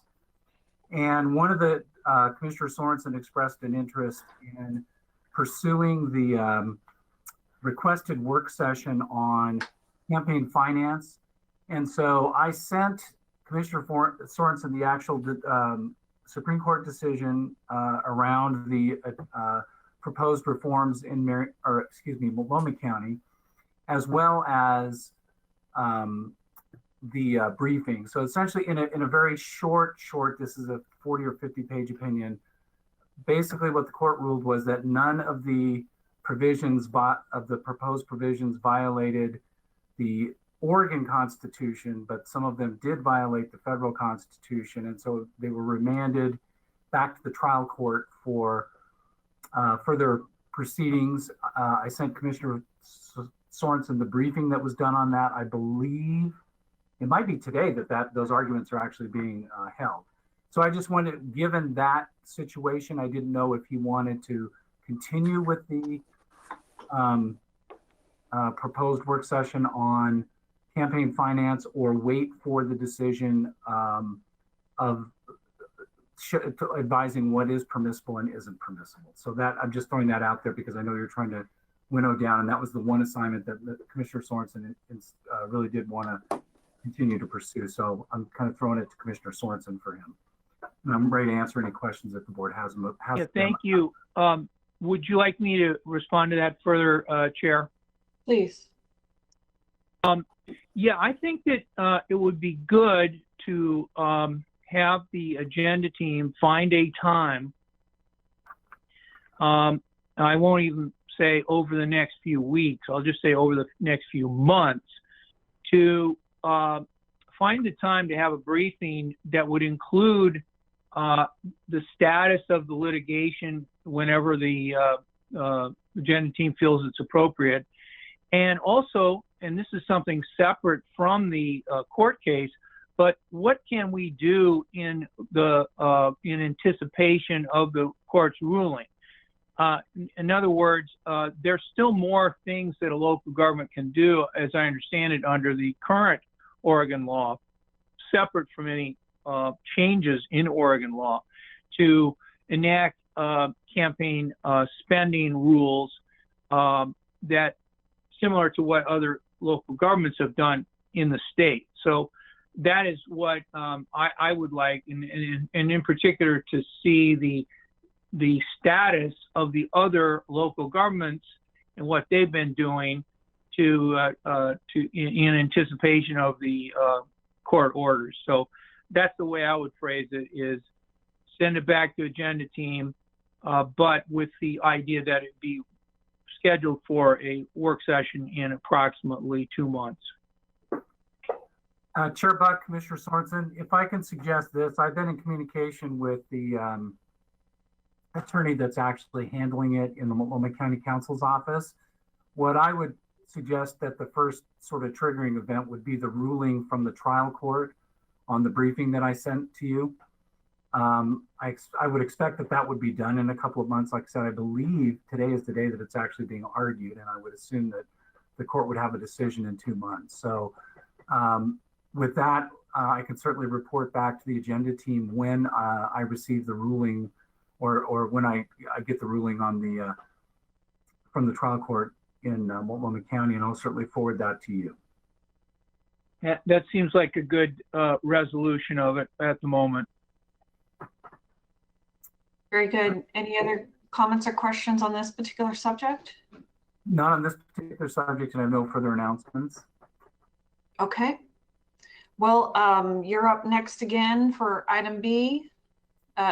Wait, you did say there were no other announcements, or there were? There were no other announcements. Okay.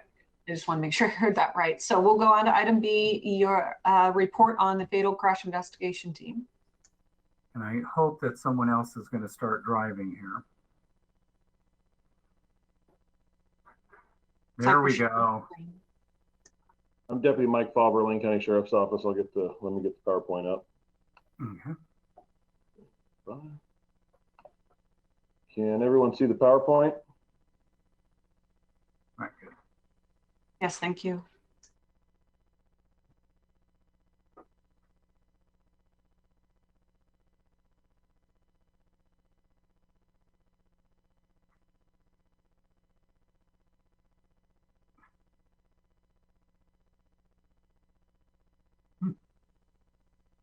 Is it on there? The PowerPoint is up.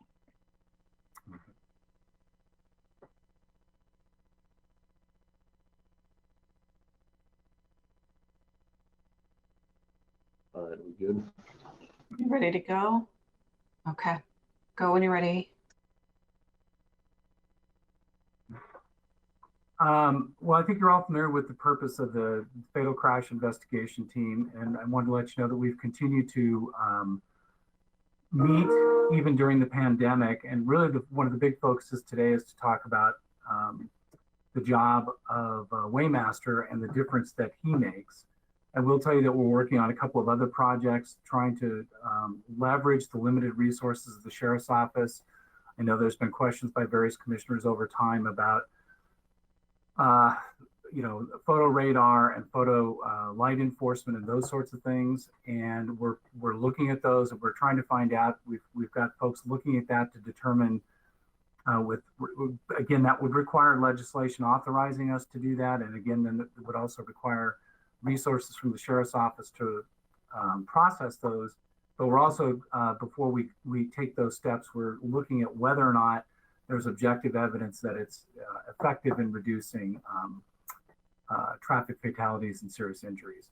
With that, I'm going to turn it over to the deputy because I believe he's got a presentation about the Waymaster program. Okay, let me click through. There we go. All right, as I said before, first of all, can everyone hear me okay? I was having some technical difficulties this morning.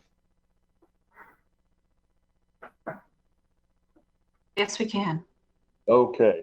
My name is Deputy Mike Fauber. I work for the Lane County Sheriff's Office, as I'm sure you know, and I am the Motor Carrier Enforcement Officer, also previously known as the Waymaster. Sometimes it's just easier to refer to me as a Waymaster.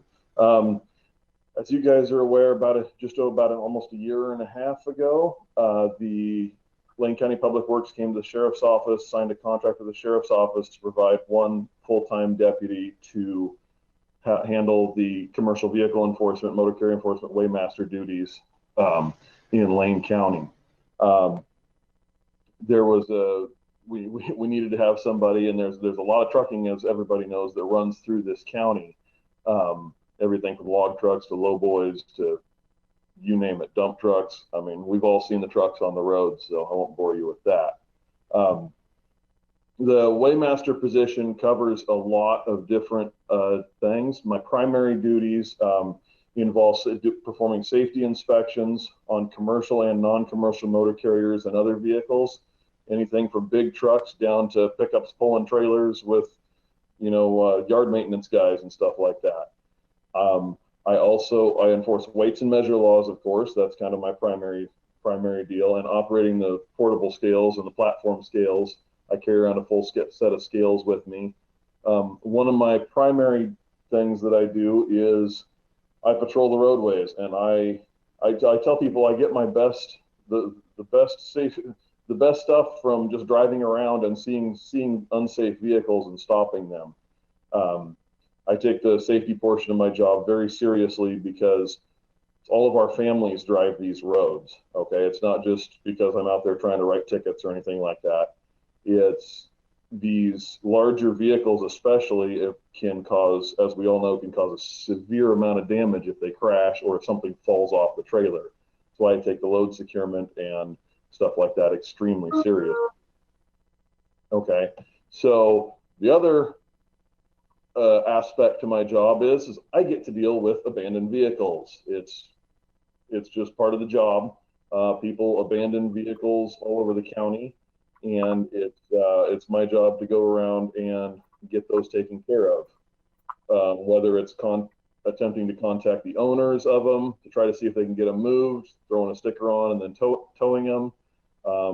That in itself is quite a job as far as getting everything taken care of, keeping the roadways safe and clean, because there is a large amount of abandoned vehicles, as I'm sure people have seen driving around the county, and that goes for all county roads and to some extent local access roads as well.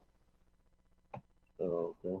So I also, in addition to that, I work with a lot of other law enforcement agencies and other agencies aside from law enforcement. I work very closely with, of course, the sheriff's office, because I am the sheriff's office, with the sheriff's office. We work with state police constantly, daily, helping them with everything from traffic crashes to calls for service to helping them do truck inspections, because they don't run the scales, but if they need to keep their truck inspections up, I can open the scales up, help them with their truck inspections so they can maintain their numbers and provide more safety to the trucking industry on the road.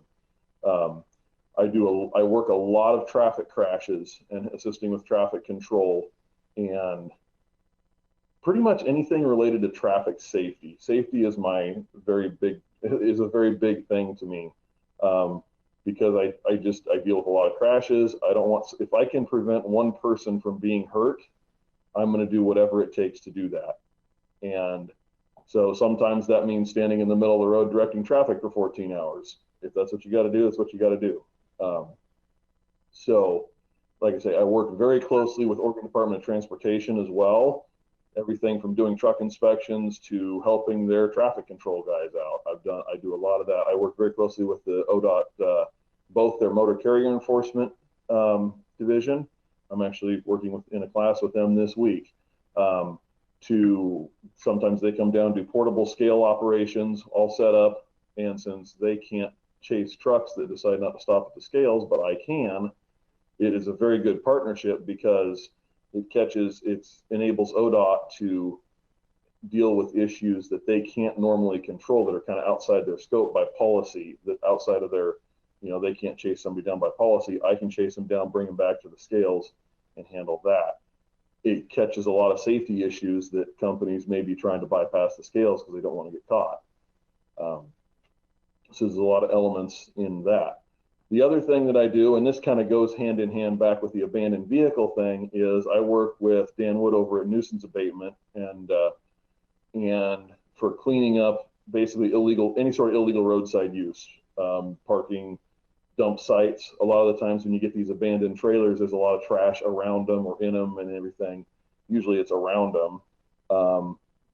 I go with him, we clean it up. We work pretty closely together. He calls me if he's got a vehicle that he sees. Sometimes I help him go into, this is pre-COVID of course, but go into clean up and get illegal camping on county property, get that taken care of. It's a safety issue for him, having a little extra, I carry a gun, so it just tends to keep Dan safer, keep the nuisance abatement guys safer, because we don't want anybody to get hurt. I also do training and education, because like I tell people, I would much rather go to somebody's office or their yard and do training for them than have to see them going down the roads unsafely, stop them, and have the training roadside. That usually involves tickets and all kinds of stuff like that. And more importantly, the risk of somebody getting hurt. And that's what I don't want. So if I can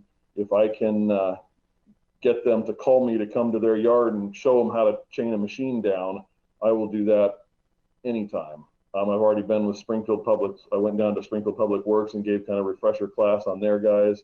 I've talked to the county guys, county public works all the time. I get phone calls day and night about permitting requirements and tying stuff down and stuff like that, because my passion is the safety. And if I can stop something from getting on the road unsafely, then we're going to be way more ahead of the issue. So moving on, I threw some statistics up. It varies a lot from month to month, especially with this last month with first the Sweet Creek fire and now the Holiday Farm fire. Since there is a large traffic safety component to that, I have been working pretty much exclusively the fires. But so this is previous to that. I average around 200 trucks a month weighed, which isn't a lot. I don't usually go to a scale site and set up and run a scale all day. I run it for a few hours, and then, like I said, I get the most serious safety infractions by driving around and seeing stuff. Okay, so I average 6 to 10 truck inspections under the Commercial Vehicle Safety Alliance truck inspections a month. Average of about 16 different traffic citations, but that can change. I've had them as low as 4 or 5 to as many as 40 or 50 traffic citations in a month. It's kind of hard to get an average because on average, the warnings that I give are way more. I would say almost easily double the amount of citations that I write, because a lot of times it's people don't realize they should be doing something. And so it turns into an educational stop instead of just hammering them with tickets. I feel like because my goal is to gain compliance. And that sometimes starts with just talking to them, okay? And then, so it's kind of I have to weigh that on the stop or wherever I am to decide what the appropriate action is. So I don't always just hammer them with tickets. So the crash investigations, there again, varies widely from month to month. Could be something as simple as driving off a truck, taking a corner too short and driving off the road and tipping over. It could be, a massive 8-car pileup involving a truck. I assist. Of course, I work with the sheriff's office. If OSP calls me up, I've done crashes for Eugene Police Department because they don't have a lot of truck inspectors right now. So I just kind of go where I'm needed as far as crashes go. Back to the abandoned vehicle complaints, that takes a significant amount of my time. I would say easily close to half of my time is spent dealing with abandoned vehicles on county roadways. Averaging anywhere from 50 to 100 abandoned vehicle complaints a month. Most of those are resolved by either contacting the owner or slapping a sticker on them and telling them they have 24 hours to move it. I average about 9 to 10 tows a month. There again, can vary widely. Summertime, we get a lot more because I guess people are out more. But those are kind of some rough statistics of what I do on a month-to-month basis. Do we have, so I can keep from rambling on, do we have any questions as far as those stats? Mr. Farr. This is just thank you, Chair Buck, Mr. Dingle. Deputy Farver, just a general question. Commissioners Buck and Bozovich, their districts are predominantly outside of city limits. Mine is almost entirely inside of the city limits of Eugene, but it does include a large portion of the urban transition outside the city limits, but inside the urban growth boundary. Does your patrol cover, or does your work cover area inside the urban transition also? Absolutely. A large portion of my, especially abandoned vehicle details, but River Road area, I spend a lot of time in the River Road area dealing with abandoned vehicles on county roads and local access roads, as well as size and weight enforcement. There's a lot of truck traffic, and I use River Road because that's kind of the most obvious example. On River Road, there's a large amount of truck traffic or commercial vehicle traffic. When I say truck, most people think big trucks, but this could also involve the contractors pulling with their full-size pickups, pulling equipment on the trailers. Those fall under the commercial vehicle regulations. And as a deputy, I am not restricted like the previous waymasters were as far as what I can stop. I can stop everywhere from mopeds to massive trucks and everything in between. If there's a violation, if I observe a violation, I can stop the truck. And then if it falls under the commercial vehicle statutes, I can inspect it. But as far as inside the urban growth boundary, absolutely. I try generally to stick to county roads because I am you know, that's the thing. But I also stop vehicles on city streets. It's kind of where I see the violations occur. Does that answer your question, Commissioner? Thank you, Deputy Chair Buck. Mr. Dingle, thank you. Any more questions on the stats or anything else that I haven't covered so far?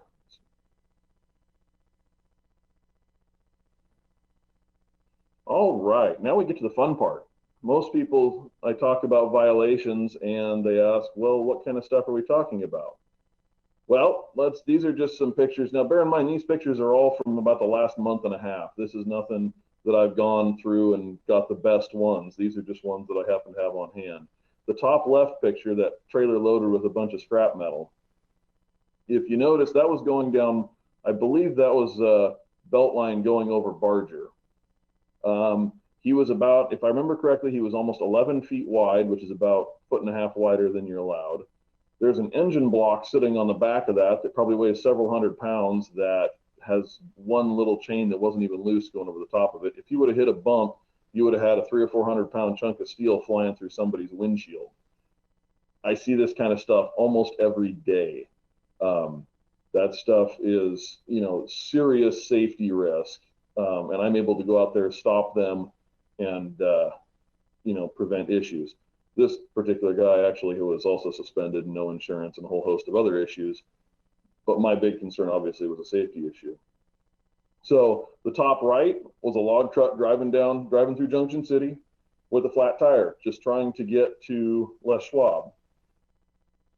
He was also fully loaded, but what happens is that tire starts, we've all seen those chunks of tire along the road. As you're cruising down the road at 60 miles an hour, not only is it throwing chunks of metal, because they have the steel belts in them, metal and rubber at your car and potentially causing you a flat tire, it's also creating heat, and heat can cause fires. And if you get a tire fire going, they're very difficult to put out and an extreme safety risk. He just thought he'd be able to limp it down the road like 10 to 15 miles so he didn't have to call a service truck out. There again, that stuff I see a lot. The bottom left picture is a little hard to tell in that picture, but it is actually it's a chip trailer. It's a chip truck. That's the back door of a chip truck. I was working the scales on Clear Lake, and he came across the scales with the back door open, just dumping chips down the road. He came from Notai, and so from Notai to Clear Lake, I don't know off the top of my head, probably 20 miles, dumping chips down the road. There was one of his latches was attached. If that thing would have broke, it would have dumped at least half a load of wood chips all over the highway. You can kind of see the safety issue there. So this stuff happens. It's not stuff that you hear about in movies and stuff like that. There's stuff like this going on every day. Did the driver intentionally leave the door unlocked? Absolutely not. It just happened, but he didn't catch it. He should have checked it before he took off. The bottom right picture is kind of one of my favorites. That is a Kubota tractor, of course, with a big bale of hay. He was driving down Highway 99 in Cresswell, and nothing holding that tractor onto the trailer. All his chains and binders are stacked up under the bale of hay in the front. I asked him what was holding that tractor on the trailer. He told me the parking brake. And I actually, about 3 weeks after that picture, I actually caught him again doing almost the same thing, but he had a couple chains, but they weren't enough to hold it on the trailer. So not only do we have an issue there, I actually caught him twice doing the same thing. If he would have slammed on the brakes or gone around a corner too fast, that probably, I would say 5,000, 6,000 pound machine would fall off onto the road, potentially crushing somebody. Like I say, these are just some examples of stuff that I've caught going down the road. And they're all serious safety risks. That's why I take my job seriously, is because this stuff can kill people. And the excuse I hear all the time, well, I've been doing it for years this way. It's never been an issue.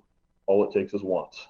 And so that's kind of some examples of the stuff that I see on a daily basis. I guess that brings you to the end of my thing. Does anybody have any questions as far as what I do or anything like that? Any questions? I just want to thank you for your work. I know it's probably a thankless job. but it's so very important, and appreciate you watching out for our community. Appreciate that. Thank you, Deputy Favre. If we could go back to the beginning, I wanted to make sure that the deputy had enough time to make his presentation and answer any questions that you have. I think there are just 2 or 3 slides at the beginning that I'd like to review. Certainly, I'll go back through them. Okay. So go to this next one, if you could, please. So here are just very quickly, I know we've reviewed these numbers with you. We've made some progress, as you can see from the statistics from 14 and 15 through 19. We're continuing to work on that. If we could go to the next slide. One of the things that we've recently done, or not recently, but within the last year or so, is we've been tracking the fatalities by road, and we've added the category of severe injury because it's been brought to our attention that a lot of times, whether there can be a huge cost even though no one is killed, and so you can see this. You can see the numbers. Obviously, Territorial Highway, with the work that we're doing there, we're making some changes in that engineering wise that are hopefully going to improve the safety. But as you see, we go down here, and it's interesting as we look at these roads, because what we find a lot of times is different reasons for the high numbers of fatalities. I'm looking for the specific road. For example, one of them, it just may be the nature of the road. In another instance, it may be that this is a back way from a bar or tavern that circumvents a main road, increasing the number of people who, for example, are driving under the influence and trying to get home in an effort to avoid detection by law enforcement. This is good because it helps us prioritize where our work needs to go, because, as you know, we have a large numbers of miles of roads in Lane County. Next slide, please. This is the roadway departures, as it says right here, leading crash type in fatal and severe injury crashes on Lane County roads. We're doing lots of work around this. We're doing it with the rumble strips. I can tell you we're also looking at some changes in the way that our code works to perhaps put, I'm sure you've seen the chevrons that when you come up to a corner to indicate to you that the corner is coming up and the degree of it. We're also looking at the regulations around the placement of warning things on reflectors and whatnot on different objects that are adjacent to the right of way that will give drivers yet another signal that they're coming up on a corner. Next slide, please. And then again, of course, the other part is education, and you can see that we're doing education around helmets. We're looking at all kinds of different things. As you know, we're trying very hard to get, in addition to the projects that are there, we've talked in the past about trying to up the number of driver education programs and instructors in rural Lane County. Like I said, many of us are old enough to remember when that was a standard part of every single high school. You had driver's education at a certain point. That's gone away. And the research and the statistics show that that's huge. The difference between, which is why your insurance companies give such huge breaks when kids go through and have that education. Next slide, please. Oh, we're back to Deputy Favre. So I just want to make sure he had adequate time for his presentation. I think the important thing to remember is that we are continuing this work in the middle of the COVID crisis. And I would say that the other thing is we're expanding out the resources that we are to look into and take a deeper dive into some of the reasons for these crashes. We're beginning to work with the medical examiner's office. So we're going to see more, we're going to have more information about tox screens and possible other causes for seemingly inexplicable accidents, suicides. We're trying to broaden our understanding of that because, again, those things are things that we can't engineer our way out of if that's what occurred. Like I said, and we've also made presentations to LCOG, and we've had people come down, and I believe it's Clackamas County and Washington County are very interested in starting the same, using our program as a template for them to start similar programs in their counties. That's all I have, unless anyone on the board has a specific question. And thanks, Deputy Favre, for that great presentation. Any questions or comments? Well, thank you both very much for the report. I learned a lot about what you do, Deputy. And I'm glad that we're seeing some improvement, but we still have a long way to go. Absolutely. If anybody needs to get a hold of me, they can always email me or call me on my cell phone, and yeah, or get a hold of dispatch. Thank you very much. Thank you. All right. Well, with that, we'll move on to item 9 on our agenda, which is county administration. Our first item is our report from Travel Lane County, their semi-annual report. And I believe with us will be Carrie Westland, our president and CEO of Travel Lane County. Good morning, Chair Buck and commissioners. Thank you for the opportunity to present to you this morning. I'm figuring out how to share my screen here. Show screen.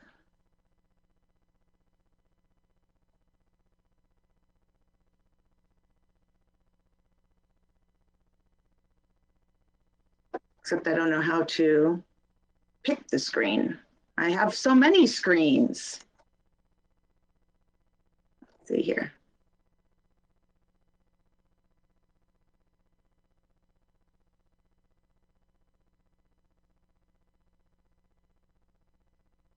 So Andy, maybe you can tell me if you can see my screen.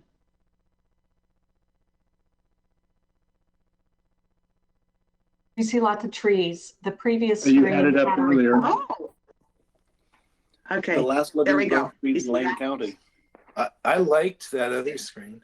Can you see it okay? I'm just going to use this Yes. report that's in your packet to guide my comments. I want to thank you for the opportunity to present the annual report for Travel Lane County for the program year that ended June 30th. And I want to extend our prayers and condolences to our colleagues, friends, and fellow citizens along the Mackenzie River corridor who've suffered losses. And of course, we're mourning our collective loss because we all have cherished places and people upriver that are now changed forever. We also want to thank and celebrate the first responders, the firefighters, the volunteers, and emergency operations staff teams who've worked tirelessly over the last week throughout this crisis, on top of the draining pandemic crisis that's been under discussion this morning. A 10th straight year of economic growth was within reach as 2020 began, and then travel, as you know, all but ceased. A third of Lane County hotel rooms went offline, some for months, and our largest conference center hotel reopened just last week in order to serve wildfire evacuees. The hospitality industry continues to be one of the hardest hit in terms of furloughed and unemployed workers, and projections for full recovery for the sector are unfortunately years away. And even so, the resiliency of our industry has never shone more brightly than over these last several months. You've all watched as restaurants quickly pivoted to serve customers through takeout and delivery. Our area distilleries began manufacturing hand sanitizer to aid essential workers, and the community stepped up to help businesses remain viable. We've seen development of lodging, retail, housing, sports facilities, and the Riverfront Park continue. And through the challenges presented to us as an organization, I have to say that I've never been prouder of the Travel Lane County staff team's professionalism and focus, moving ahead one reopening phase at a time to ensure the travel and tourism sector in Lane County is well positioned for the return of visitors. Fueled by a series of strong events, including the 50th anniversary of the Oregon Country Fair, last fall's successful football, and then record-breaking University of Oregon women's basketball team, FY20 was on record pace through February, up over 5%. heading into the month of March. Among other things, we were all focused on the rebirth of Hayward Field, the excitement of welcoming back our annual meets and the Olympic team trials, which would have catapulted FY20 onto the record books for visitor spending. In fact, we can celebrate that calendar year 2019 set another record as total direct travel spending in Lane County exceeded $1 billion for the second straight year. Direct visitor spending in Lane County topped $783 million in 2019, with an additional $258 million spent by county residents traveling in and out of the region and group venue and catering contracts. Direct visitor spending positively impacts several sectors of the economy. Spending on accommodations totals just 18% of overall visitor spending. And whether staying in commercial accommodations or with family and friends, all visitors have one thing in common: they all eat and drink. And the food and beverage sector garners the largest share of visitor spending at 39 cents per visitor dollar. The pandemic will result in some restaurants shutting their doors, but many are holding on by changing operations to make up for losses in dine-in guests. And our local cities have worked creatively to provide food pickup zones and expanded outdoor seating opportunities. We're hoping our wonderful food and beverage sector in Lane County can weather this storm and reemerge even stronger. Lane County's record of 9 consecutive years of transient room tax growth came to an end in FY20. More than 33% of Lane County hotel rooms went offline in late March and early April, and room demand and average daily room rates fell. Early projections were that room tax receipts, which reflect overall accommodations revenue, would bottom out as low as 10% of prior year totals for 3 months, and that year-end receipts would be nearly 25% below FY19.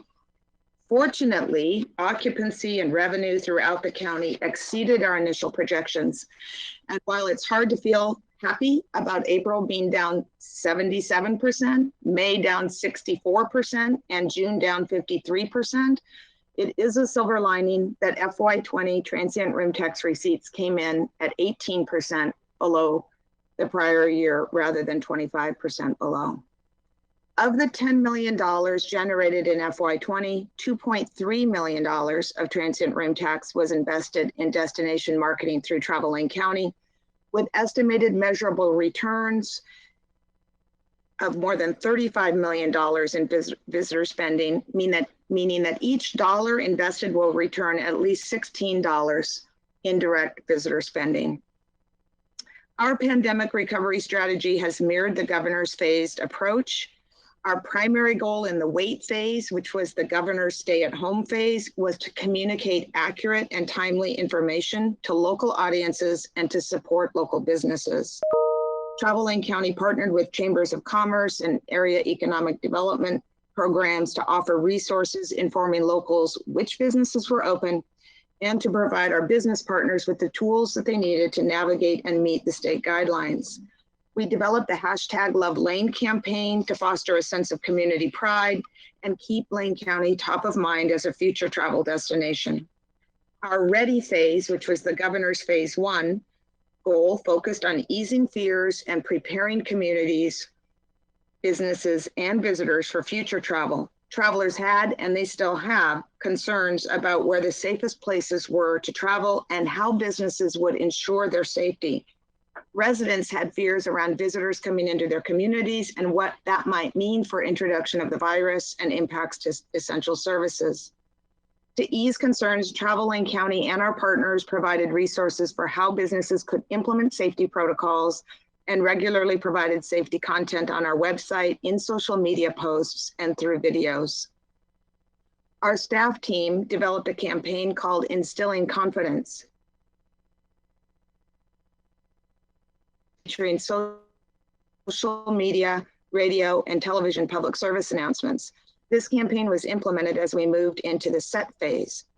#LoveLane was broadened into LoveLane Biz as Travel Lane County and the Chambers of Commerce provided additional resource tools and business and customer pledges to be patient, respectful, and thoughtful as communities prepare to reopen. This has further been leveraged by the arts and cultural sector as #LoveLaneArt was created just in August to help fill the deep void left by cancellation of cultural events. And this week, #LoveLane is being expanded to share out stories of industry support for wildfire evacuees and victims. The set phase which is the state's phase 2 reopening, which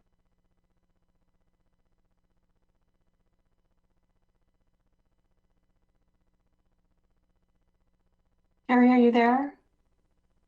Screens are frozen for you. Phase we've been in for a while now and will continue in for the foreseeable future, providing an opportunity for residents to be gracious.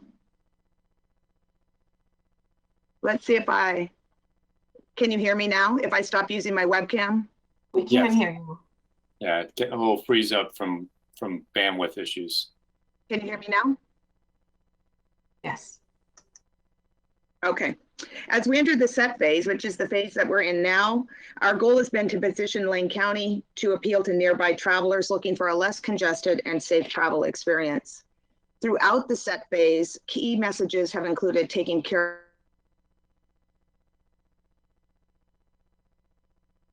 Froze up again. Carrie, are you there? Yourself, oneself, and the community one visits, and enjoying yourself as you respect the places and people that you visit.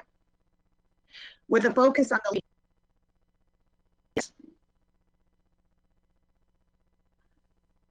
We lost you there. We can't hear you. It's so ironic, isn't it? I've been with you guys all morning. Am I back? Of course, right when we want you. Maybe if it's just audio, perhaps we can do that. Can you hear me now? Yes. Okay.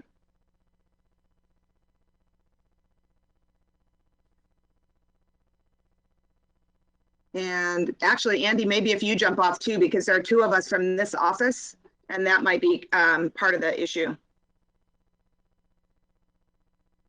Let's get rid of Andy. Sorry, Andy. Did that No, help? let's not. You said it, we didn't. Gotta have a pretty good fullback to block. Okay, am I back? You froze up again.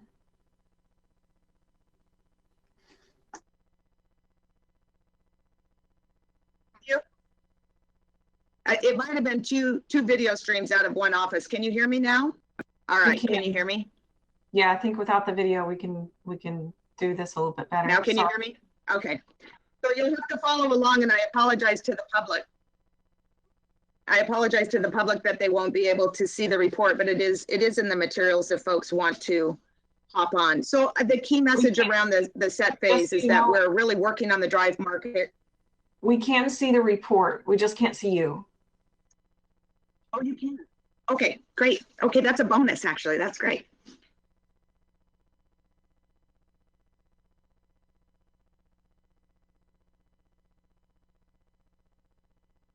So we have been working with our partners on a staycations campaign with packages and itineraries that track many vacations away from home. Bookings started to pop as soon as paid media started in July, and reports from hotels have been positive. For group markets, support to local promoters and producers and maintaining key relationships has been our focus, and our team has been working hard to help rebook events into future months and coming years.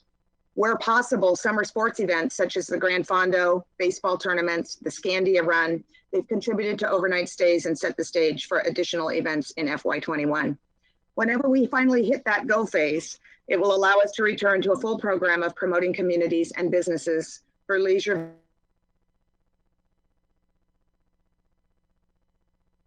sports and convention attendees. And I know we all look forward to the region being able to safely welcome large crowds back to performing arts venues, conference centers, Matthew Knight Arena, Hayward Field, Autzen Stadium, and more. Following a major drop-off in web traffic beginning in March, web sessions climbed back to near normal levels by the end of the year. With no paid media pointing to the website, nearly all traffic was driven by organic search and links from our social media and earned media work, validating our investment in search engine optimization and comprehensive destination content. Our strong library of creative assets made it possible to respond quickly to the COVID crisis, deploy content appropriate to each stage of reopening Lane County, from cementing community pride and supplying our local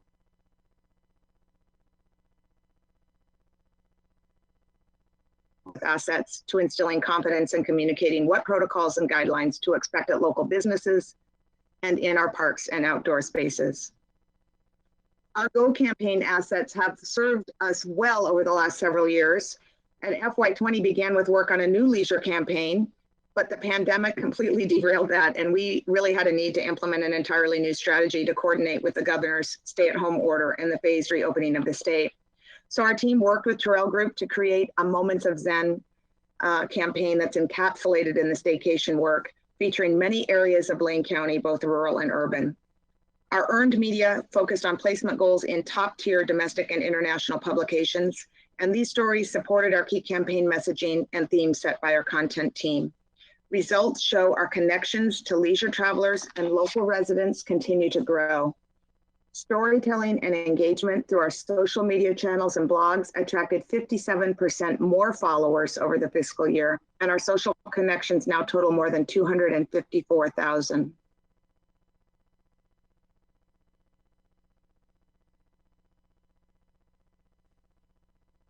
Destination development activity continued throughout the year as well.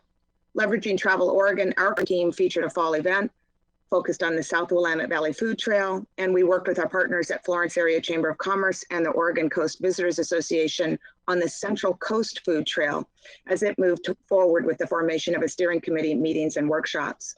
The Mackenzie River Chamber received a grant from the Willamette Valley Visitors Association to design gateway and wayfinding signage, and local firm Funk Levis designed beautiful sign options. We strengthened our connections with the Willamette National Forest public lands managers. We made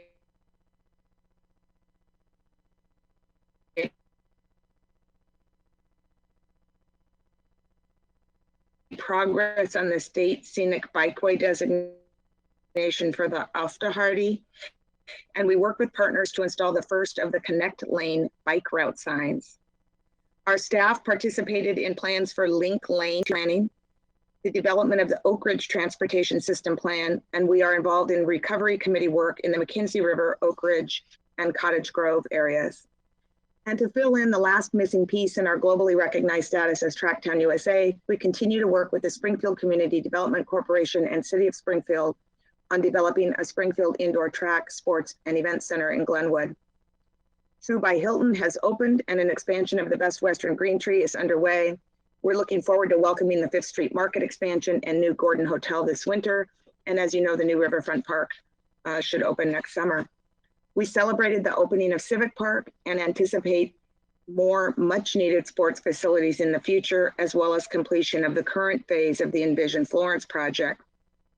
And even air service was back to 41% of pre-pandemic levels before the wildfire.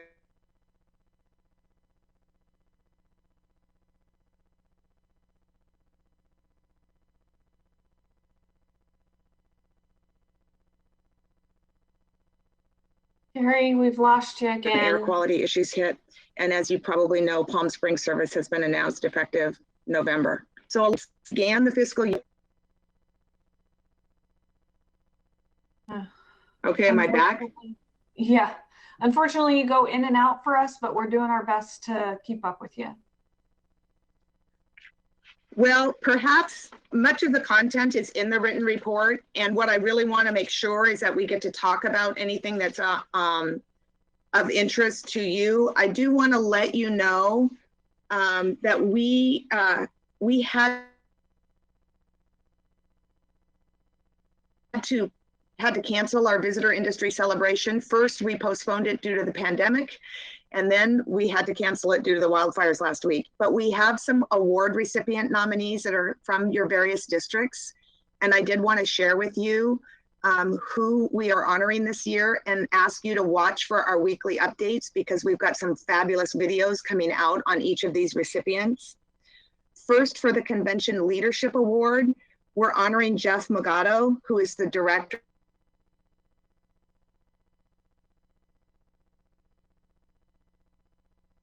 We lost you, unfortunately. I'd love to be able to. The Yamada Language Center at the University of Oregon for hosting the International Association of. I think we're going to have to end this because we're just not getting. Now I've lost you. Report. And we'll see if we can't bring this back for an update when we have a little bit better technology. I'm so sorry, Carrie. It's just it's just not working out this morning. So let's see if we can't work on the agenda team to figure out another time period for you to come back and be able to finish that second half of your report. Okay, I'm so sorry. Yeah, so sorry for us too. We'll get you back though. So we'll move on to county administration announcements. Thank you, Chair. A couple things I just wanted to add to our discussion related to the fire and COVID responses. I'll be speaking today to a group of businesses at 12:45 about what supports are needed for folks affected by the fire. Commissioner Burney and I are speaking tomorrow morning to the Springfield Chamber. I just want to share with folks a few things that, as many people know, we've reported the donation centers are for now have received a lot of goods and materials and supplies. And one of the challenges for folks who have been evacuated and will be displaced in the long term is they don't have storage capacity. So they really don't need things right now. What they need is they do need storage space for their goods. They do need laundry services up in the Upper McKenzie area and monetary support right now. And so we talked a little bit about where to direct people. And I think Chair Buck, you mentioned making sure that people contribute to the known trusted sources. And United Way has developed and is the primary agency for collection of funds that will help support community agencies and residents affected by this. So it's www.unitedwaylane.org/wildfire. People can also send checks to 3171 Gateway Loop, Springfield, Oregon, 97477, or by calling 541-741-6000. So that's, monetary support right now is needed, particularly for the long-term recovery for residents. We're also looking for hotel rooms for evacuees. I think, as was reported this morning, 860 people across 12 hotels in Lane County have been placed. There is a 90-person waiting list, and so we're working with hotels and motels. And I think, as Ms. Gaffney reported, the university students are beginning to come back, and given the protocols for testing and reentry on campus, it's creating a demand for rooms at hotels.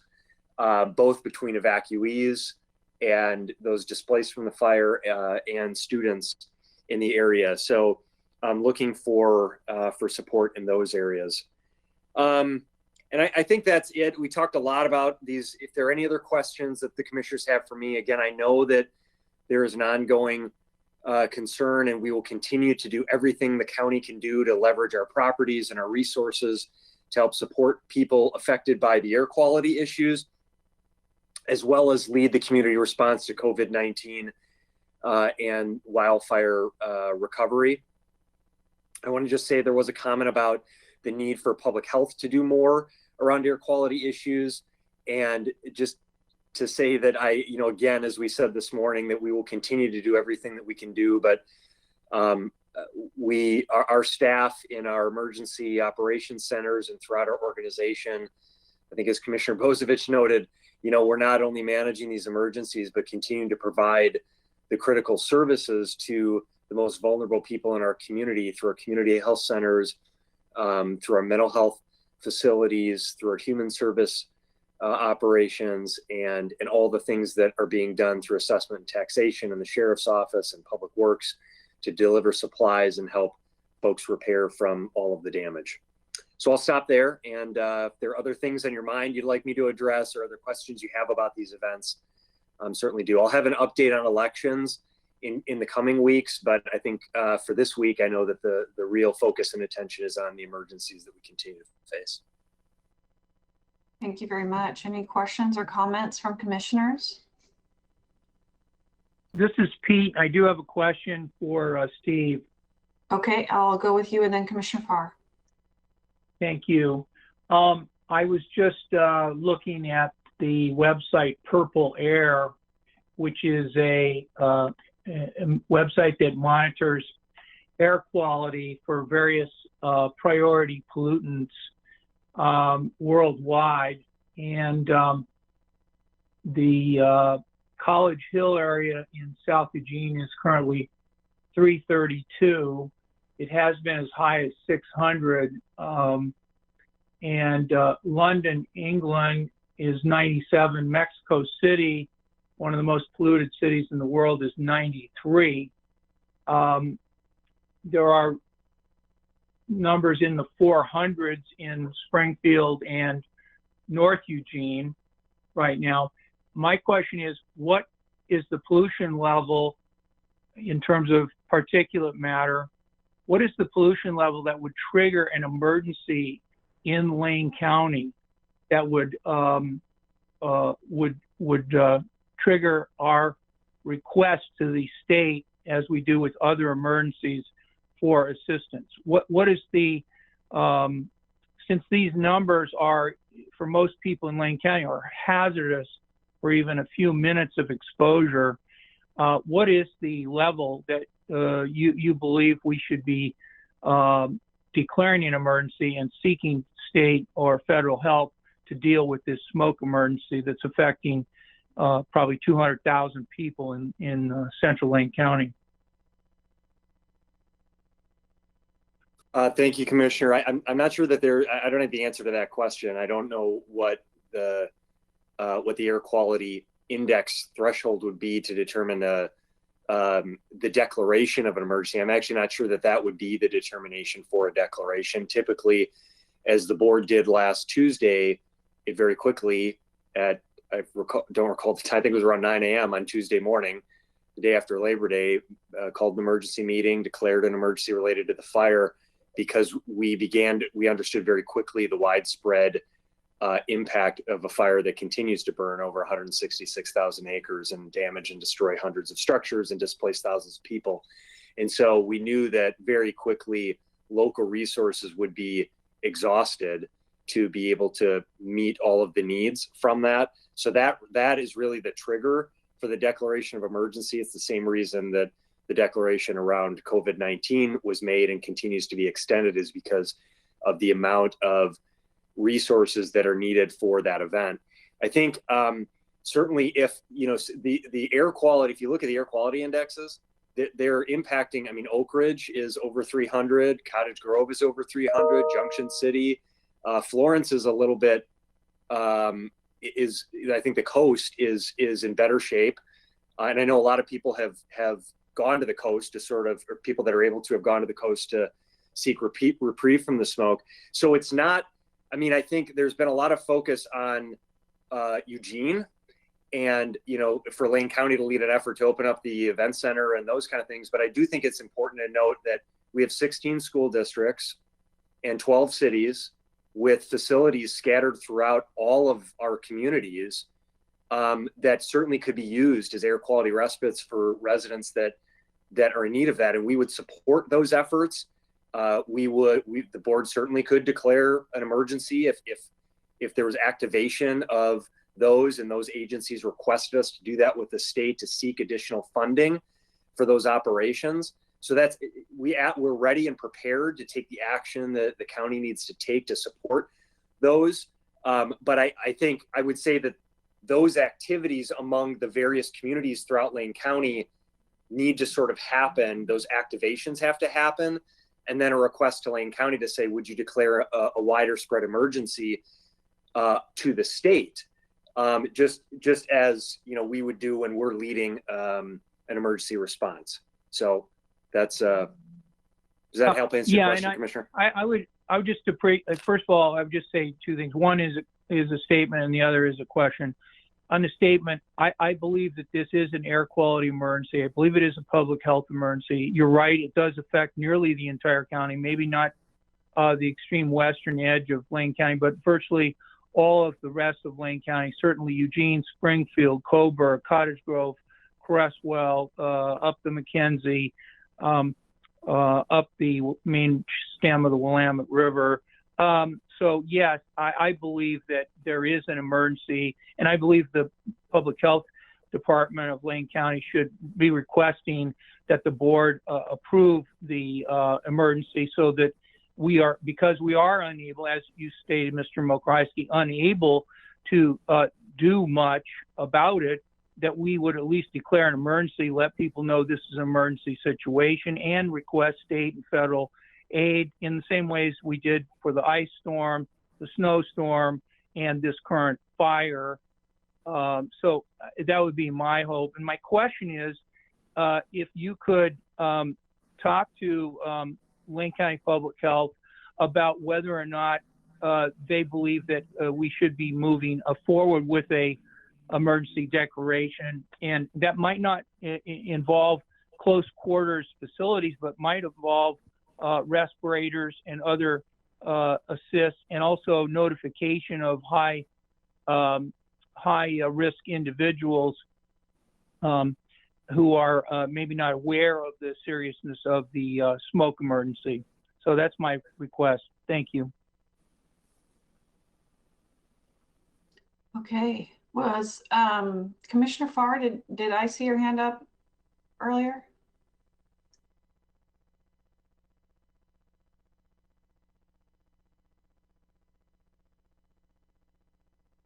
We can't hear you. Now I'm unmuted. Thank you. I was unmuted the whole time. I just muted myself. Mr. Mokrasky, I'll have a question for you more about this later, but you'd alluded to the fact that we're coordinating with the city of Eugene in one area, operating the up to 20 spaces that we have allocated for overnight stay at the Lane County Event Center. For the last 2 nights, we've provided space for 20 people to sleep. On Sunday night, only 9 people slept there. On Monday night, only 14 people slept there. The city of Eugene is coordinating the effort as far as placing people there. I don't expect you to have an answer for me right now as to why we're not filling this space, because we know 20 spaces isn't enough, and we're not even filling the 20 that we are offering. So any small response, but later in the day is adequate for a response from me, Ms. Mokrasky. Yes, Commissioner, we, Lane County opened a 12-hour smoke respite center during the day at the Lane Event Center last week. I forget the day last week. I think it was Tuesday or Wednesday of last week when the smoke rolled into town. So we opened up a smoke respite center. We also worked with the city of Eugene and the city of Springfield, as well as other, and I believe Commissioners Buck and Bozovich could correct me. I believe Cottage Grove and maybe Crestwell. I can't remember. I know there were a couple other rural communities that also opened daytime smoke respite centers. What happened in both Eugene and Springfield is they were not utilized and so the city of Eugene ended up closing. I believe they had a community center and a library that were open for 12 hours, in addition to the Lane County Fairgrounds. The city of Eugene closed their smoke respite centers. We kept Lane, and I believe Springfield closed one at Willamette Lane, and Lane County kept our fairgrounds open through this entire time. And then on Sunday, I authorized the use of the fairground site for a 24/7 smoke respite center. So, and I was there on Saturday at our smoke respite center. I know that folks have commented that the Lane Event Center is not actively used, or I heard that comment that it's empty and there's not. If you've been out there, if folks have actually been out there, Lane County has an animal rescue set up of over 500 animals, and our animal control staff and volunteers who are managing that We're working on setting up the multi-agency resource center, which you heard today at the event center in the coming days. And this Friday, we have the Lane County Circuit Court is actually operating the court out of the Wheeler Pavilion on Friday. Because of COVID, they have a backlog of cases. And so they're needing to go to this larger open facility where they can accommodate that need.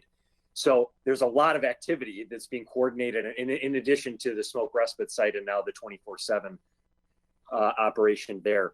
So the utilization on Saturday, I think Friday, there were like eight people. Saturday, there were 10 to 12 people just during the day. And then on Sunday, we had, as you said, I think 9 overnight. And last night we had, Commissioner, you said 14 overnight. So we put it on our website. We've coordinated with social service agencies. Again, we're providing N95 masks. We're ready to help in whatever way we can. But there's been, I just have to again hit on the COVID-19. We cannot, there's been criticism about large gatherings of people in small confined spaces.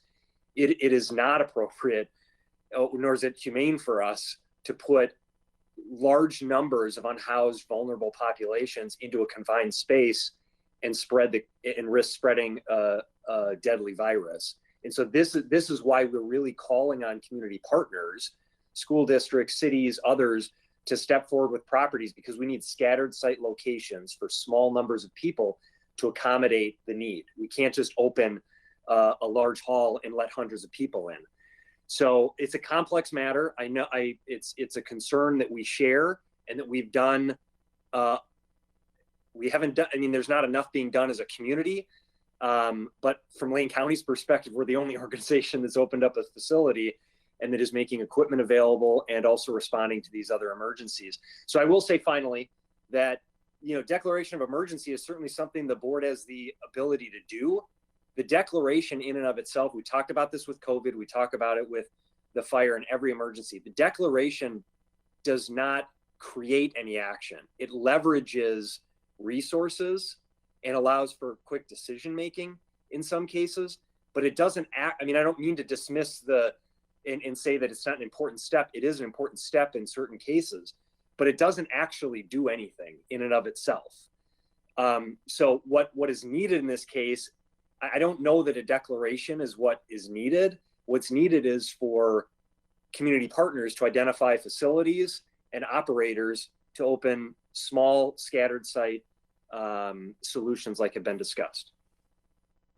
Commissioner Burney.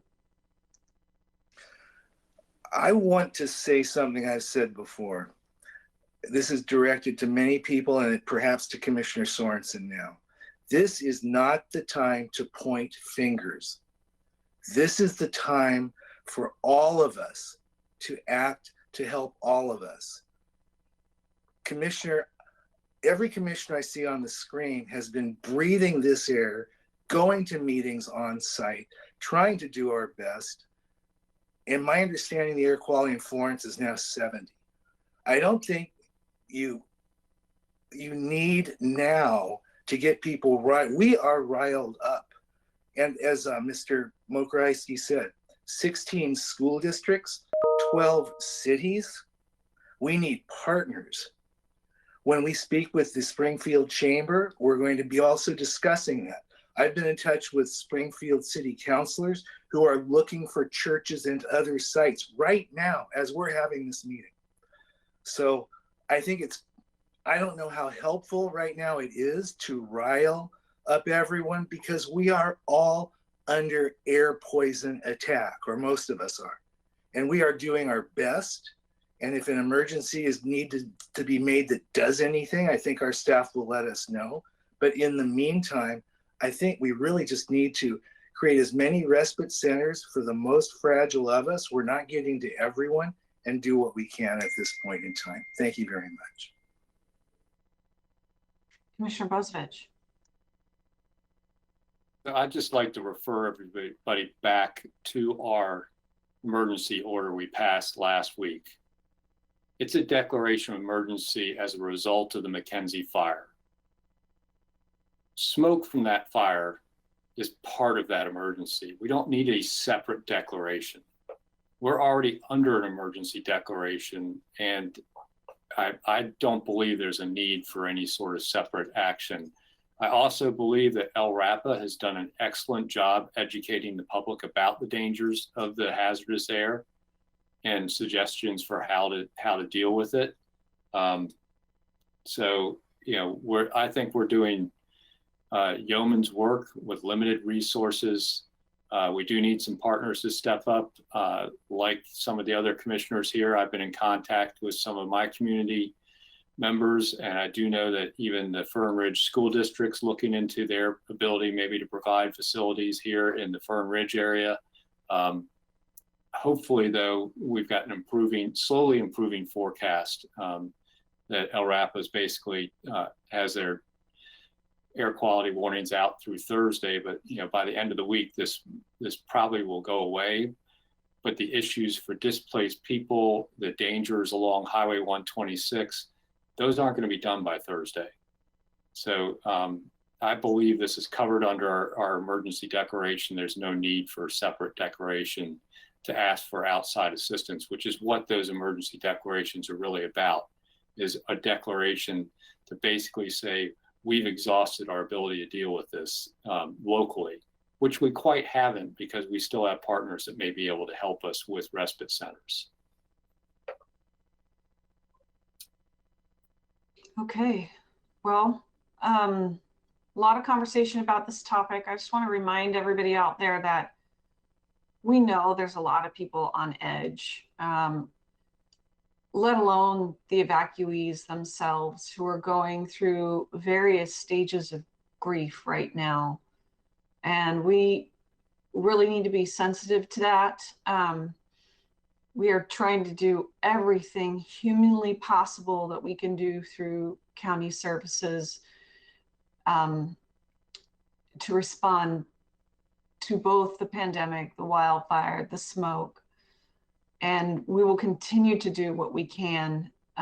There's only so many resources around, and it's not just us, it's the entire West Coast. We're all going through very similar stages, and there's new fires down south in Oregon that are still raging. So let's all come together and be at our very best for our community and be our very best for our employees right now. Any final comments for the morning? All right, we have a very busy afternoon and evening session. So be prepared, take a good break for lunch. We're in recess.